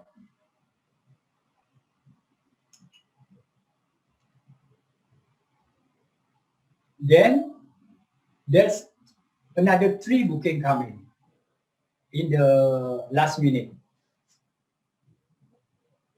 So we still can accept this booking in the last minute because we know that the trend of the booking of 1 month out booking and above, there must be a no-show. Yes. This is already feeling of the revenue management. There must be a no-show. Yes. So that's why we still accept for the booking that will stay tomorrow or to stay in the couple of hours. So what happened? So the 3 booking of 100 US dollars coming, 4 booking of 150 room coming, and we are accepting another 3 booking of 200 because 1 booking is no show. So this is kind of like gambling in the management. Yes, we guess there's cancellation or there's no show during that period. So this also part of yielding. So the revenue we get is 1,500 versus 1,200 that without restriction. So this is really clear that restriction is important as well for the revenue management strategy to do yielding. So the yielding because of revenue is higher than without restriction. Of course, the yielding percentage is higher than the without restriction strategy. Okay, maybe there's a question. What about if there's no cancellation or no show? So usually for the 1 month out, there's no cancellation policy. So guests can cancel whenever without any charge. And for 2 week out, usually there is a charge of 1 night charge for the cancellation policy. So that's why for the 2 week out is really seldom to cancel or even in last minute because last minute is pay everything. So pay all night. So not the finality is not 1 night stay but 2 all night stay. So that's why for 2 week out and last minute the cancellation is very seldom. But for 1 month out and above, there must be a cancellation. There must be a no show because first, guests may be not pay yet. If the guests already paid through the OTA, etc., so we can refund the money because there's no cancellation policy yet.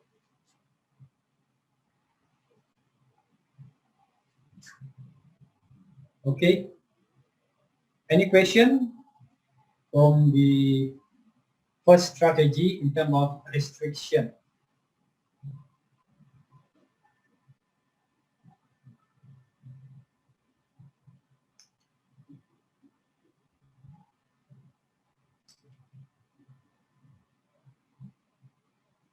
Okay, so this is what I said is the beauty of revenue management. This is the art of revenue management. You play like playing to do room inventory. We just like what is called play Tetris. You know, Tetris is we can fill the blank one to make or fill to make 100%. So it seems like playing the Tetris if you know the game of the Tetris.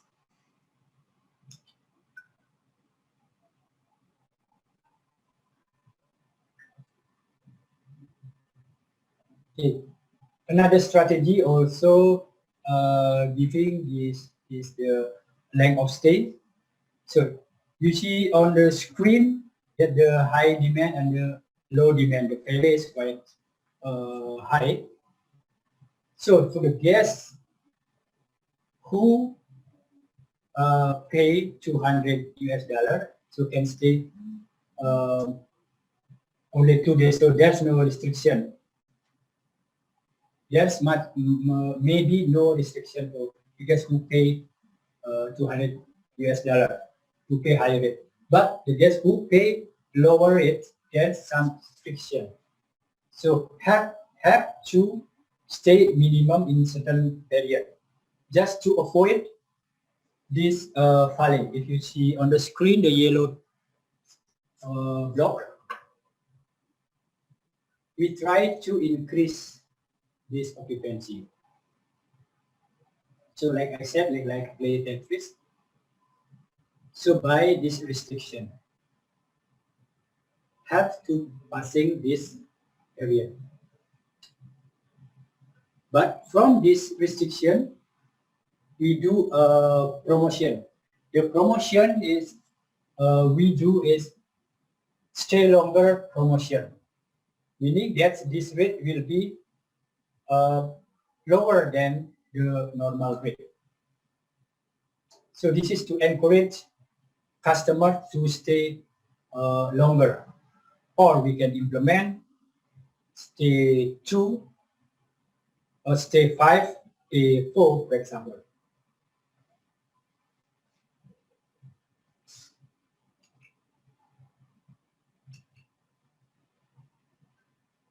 Okay, this is to controlling the stay of the customer.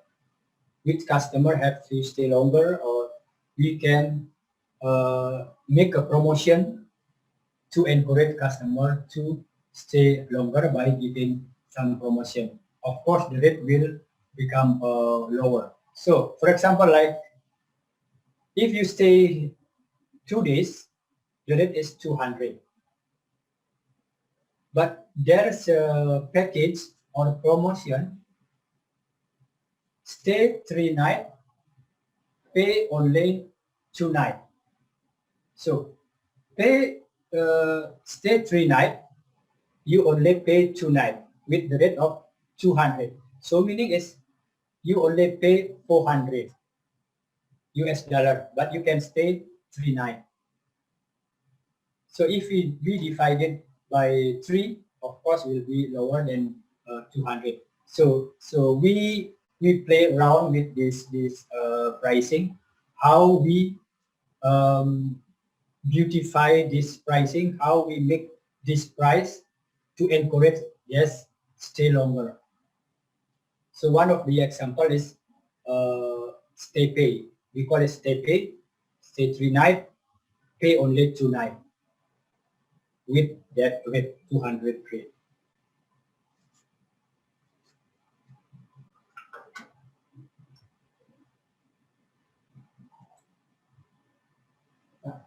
Ada pertanyaan yang sebelumnya kenapa rektanya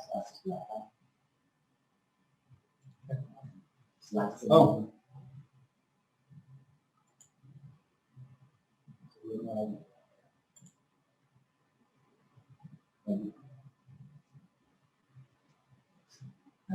Karena Mbak.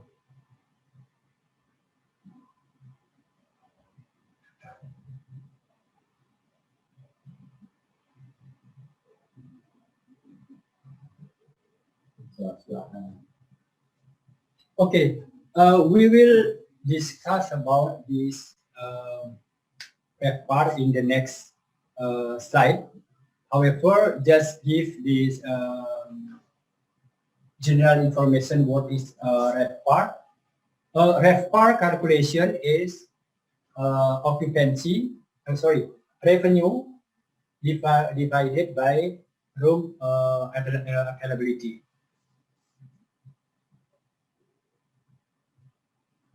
So 100 and do you have calculator?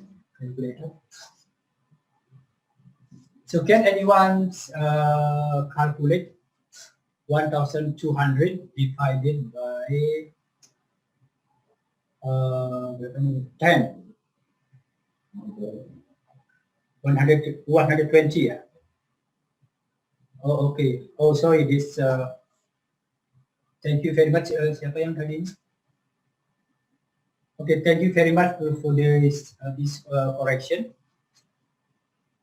So the ref bar is actually calculated from the room revenue divided by room available. So this is supposed to be 120.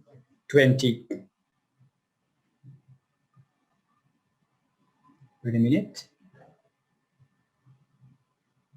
Oh, nggak bisa di ini ya.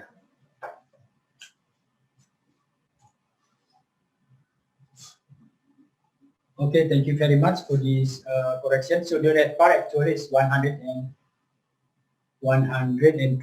US dollars compared to the red bar here. So let's see the red bar of. I cannot move.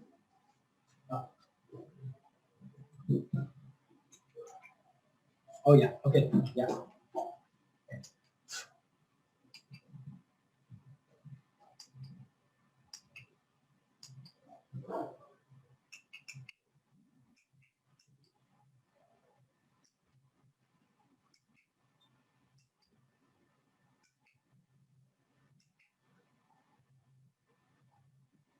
Yes, this is correct. Red bar. Yes. So later on in the next slide, we will talk about the ref bar, why ref bar is important, and what's ref bar stand in the revenue management. So the last slide that we got restriction, actually the ref bar is 120. I'm sorry for that. And the with restriction is 150. So still better than without restriction.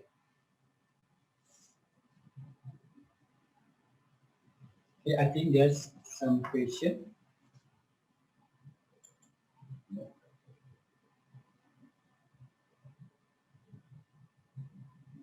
Okay, thank you very much, Mr. or Miss Tepi Sean.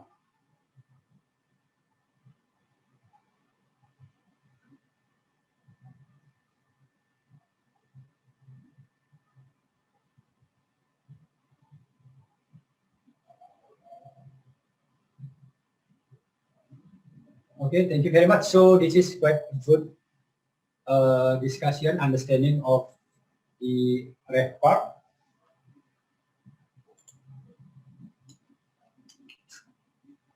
Okay, where we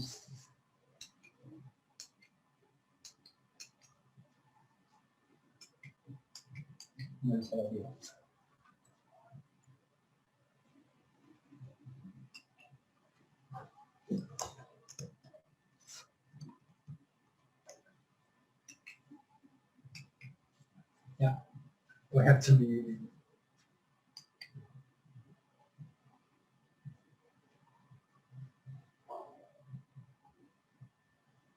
Okay, basically the general tactic of the revenue management is translating demand into the price. So we not allow or we not allowed to sell our product over the price or below the limit price, because if over price will be losing this revenue, because the guests will not stay with us, because the booking will not come in, so that will be lost revenue. And if we sell in the low rate below the limit, that will be lost profit, because there is cost involved in this booking. Yeah, so this is the in general that revenue management avoided overselling and also the lower price.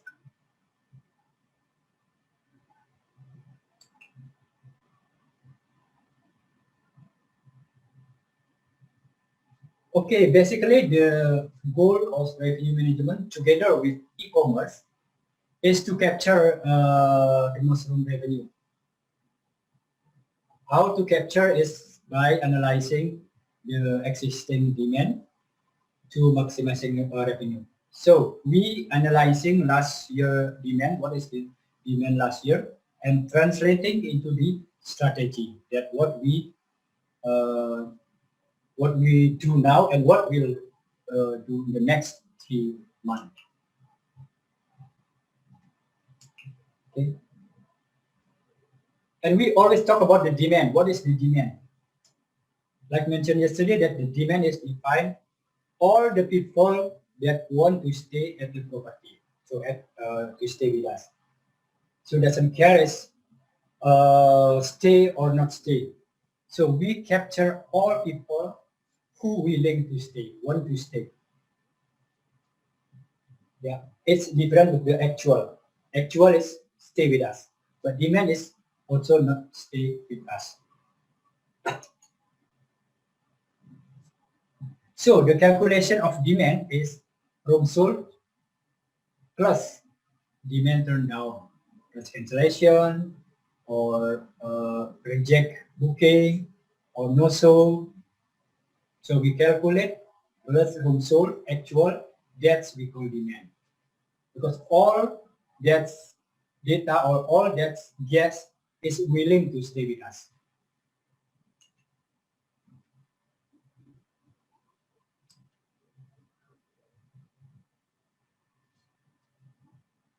Okay, so in the question, there is a questioning of RevPAR, and I'm sure, so I can assume that some of you already understand the RevPAR. Yeah, so before we close the training, so we just give about this the what is RevPAR, and then tomorrow we will talk about the RevPAR in detail. Okay, because this already.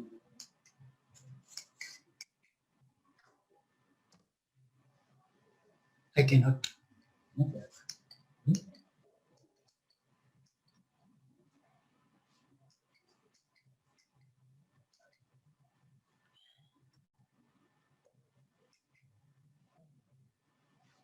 Okay, this is just one illustration of the RevPAR.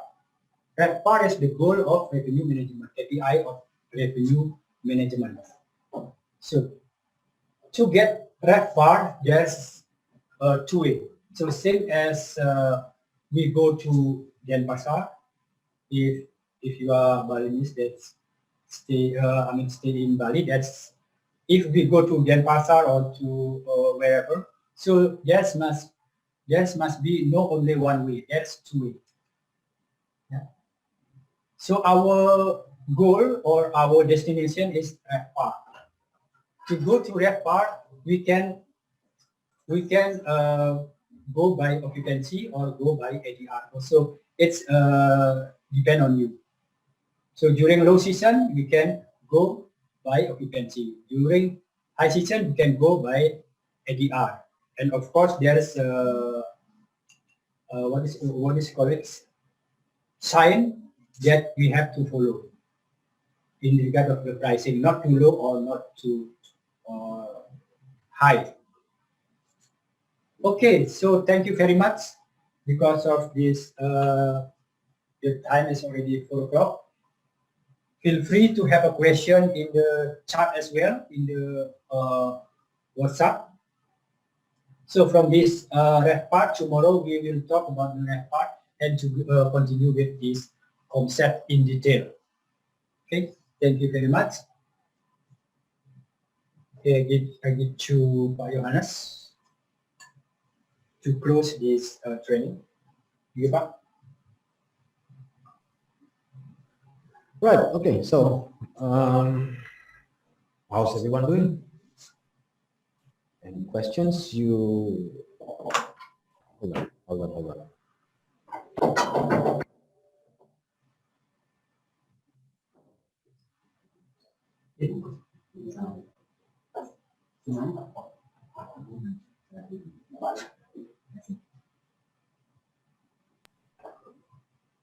Yeah, sorry about that. So, yeah, how we're doing? You all good? Got any questions? I don't know. All good? Because all the other 3 batches, they have so many problems with this session and moving on towards, because we're starting getting really deep into revenue management. So I just want to make sure that everyone here are doing okay. If you have questions, you can ask on chat, you can raise your hand. I think there's one question. There you go, Miss Tin. It's kind of expecting Yeah. you to ask something. Yeah. No. Just like the yesterday, the very first test you asked like to do something that I missed. You know, like go to the link and then do what? I don't know. The very first one in the beginning, you give us the link and go to barcode or something. Is it like, is there a test or I don't know? Yeah, but there's the test I don't know. is for tomorrow. Yeah, no, I mean like the very first one, when we beginning, you give a link.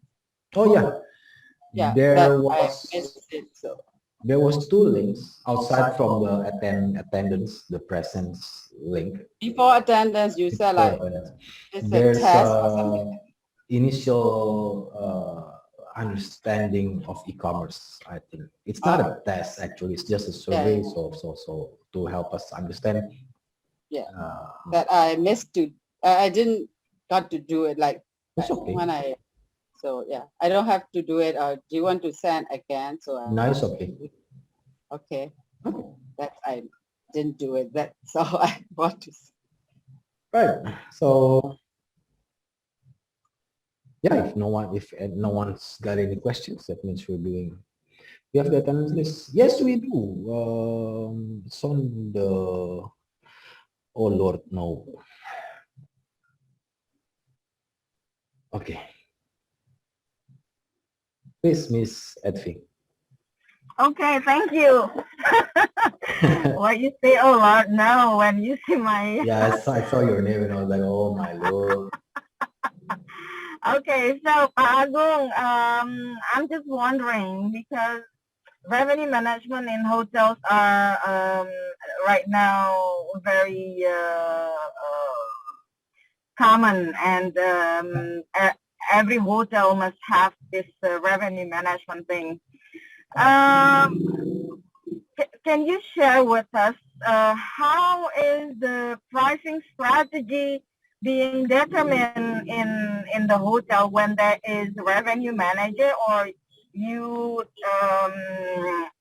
as director of revenue management in IODIA, for example, and because usually the pricing strategy is determined by the director of sales together with the general manager. So how is the operations? I mean, how does it happen when you need to determine your pricing strategy there? Okay. In practical of the. Okay, so before Mr. Piantara start answering the questions, I just want to let everyone know that we're done If you have to leave, then please do so. It's okay. It's not going to affect anything. But if you want to stay a bit and join us in, let's just call it an after party, if you may, then please, you are more than welcome. But we're done. So if you have to go, then this is okay. Okay, please, Pa Biantara. Okay, thank you very much. So practically, that's revenue manager will has is as the top person in terms of pricing. So no one can what's called we can argue or yes, that's argue, but the one who decide the pricing is revenue management, director of revenue. So that's why that's nowadays in the hotel there is a separate department between sales and marketing and revenue management, because revenue management will controlling the sales and marketing. So in terms of how the pricing, how revenue manager pricing is like we said, that's some consideration to who to buy, to who to distribute, to who to which channel should we distribute, something like that one. So yes, revenue manager or director of revenue is the person, is the top person in terms of price. Even owner or GM will ask revenue management how much should I give for my friend, for example. If there is a friend of owner will come to Ayodhya, for example, so the owner will ask me how much I will give this my friend, something like that one. So meaning that's, yeah, director of revenue or revenue management is the key and the top person in terms of price. Okay, so it means that the role of revenue manager is actually quite important there, and because you know, as director of sales duties, they usually have some kind of negotiation with any corporates or maybe government, because government institutions, they tend to have a kind of standard of rate. So how do you handle that? Yeah, for the wholesaler or government or corporate, for the sale and marketing have these contract, right? For the contract rate, for the pricing, that's decided by director of revenue. So sale and marketing don't have the right to give the rate. So only the revenue manager can have a right to give the rate. Or if sale and marketing have the special rate for the wholesale, for example. So sale and marketing have to get permission or have to get signed from the director of revenue if there is any group or any government or corporate. Okay, so the revenue manager has to approve the request from the. Okay, and what happened when government institutions would like to use your, would like to reserve your rooms, or maybe using your ballrooms, meeting rooms, etc. Because as far as I know, what happened with government, they have already the standard, and in this case, so you don't receive, or you don't receive reservation from government, or how do you do that? For the government, usually the booking is coming from, it goes through the sale and marketing. And then the rate of government, we revenue management already give the rate. So sales and marketing can use that rate. So the communication is between sales and marketing and the government. Okay. So Okay, not, thank you. Mhm. or can I share 1 second the screen? So maybe just to know about the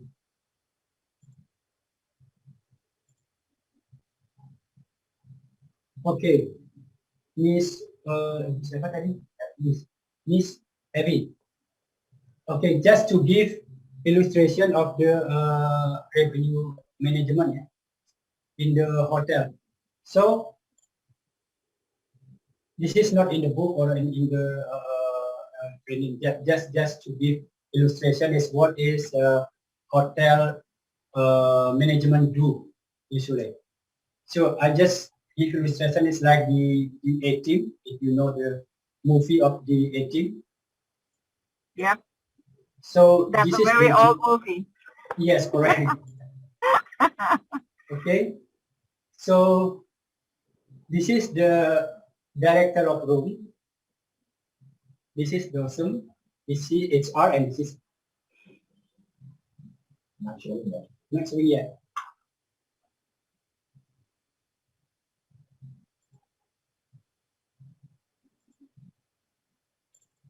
Yeah, actually, okay. Sorry? Yeah. Sorry now. Yeah. Okay. So this is the old movie as you mentioned. So this is my illustration. So this is not in the book or in the website or something like that. I just give illustration that this is hotel management actually. So there's a DOSM, there's a director of room, GM, and HR. And where is the revenue management? So revenue management is covering or as monitoring this team, this being a team. So like here, why director of room is very big, something like this? Because director of room is the person who facing the problem, who facing the complaint of the guest. And then the director of sales and marketing who's selling to the third partner, and then HR for the what's called staff, and GM always talk about money to the owner. So this is the illustration actually. So HR is where the revenue management is in this area. Mm-hmm. Yeah, in this area. So first, HR is for the employee satisfaction. So what we call is OS. This is the success of revenue management. So we have to get OS, employee satisfaction, guest satisfaction, partner satisfaction, and owner satisfaction. So from the HR, from the rewarding, this is to providing training, etc. For the room is transparent database. So now as a revenue management, also the policy of director of room, because director of room is responsible for database in the PNS, right? So Yeah. revenue management as a policy. So director of sales and marketing, this is to make sure that the partner satisfaction are met. So this is like relationship and win-win solution between the third partner. So what they're doing is director of sales and marketing will analyze customer behavior. And the last one is the GM and owner. Always talk about GOP. Show me the money.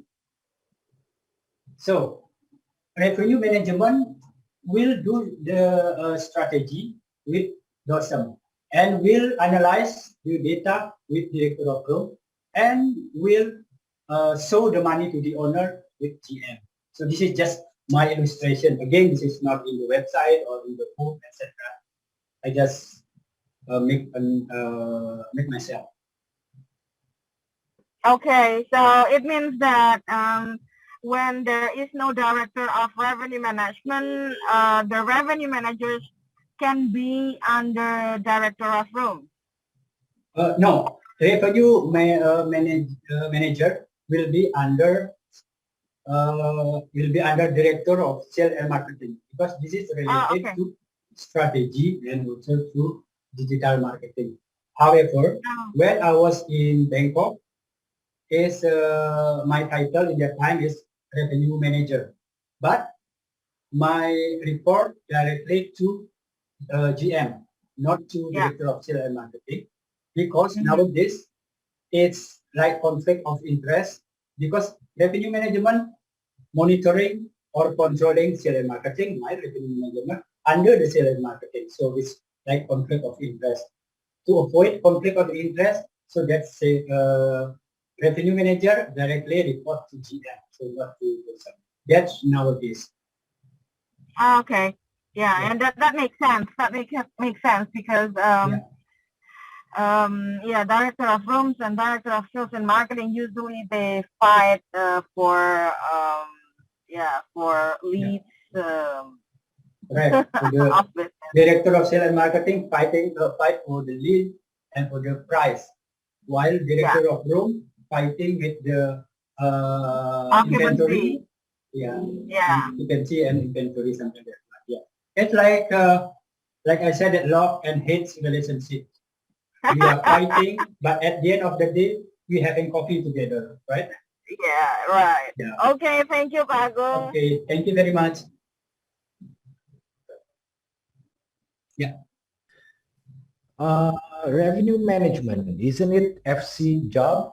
FC financial controller?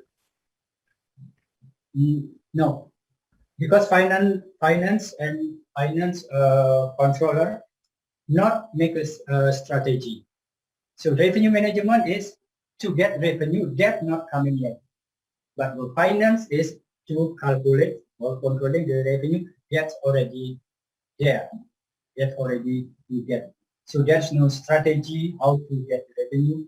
There's no tactic how to get the revenue. So that's why that is different with the finance.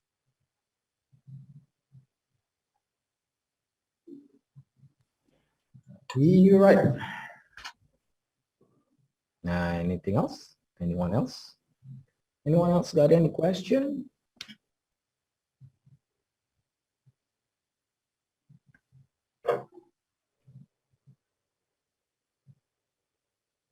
Yeah, I think we're good. Yeah. Yeah. Right. That's it for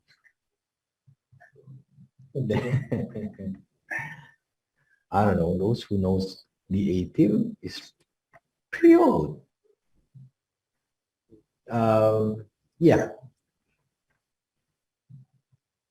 We're gonna start again tomorrow, 10 a.m. as usual. There's gonna be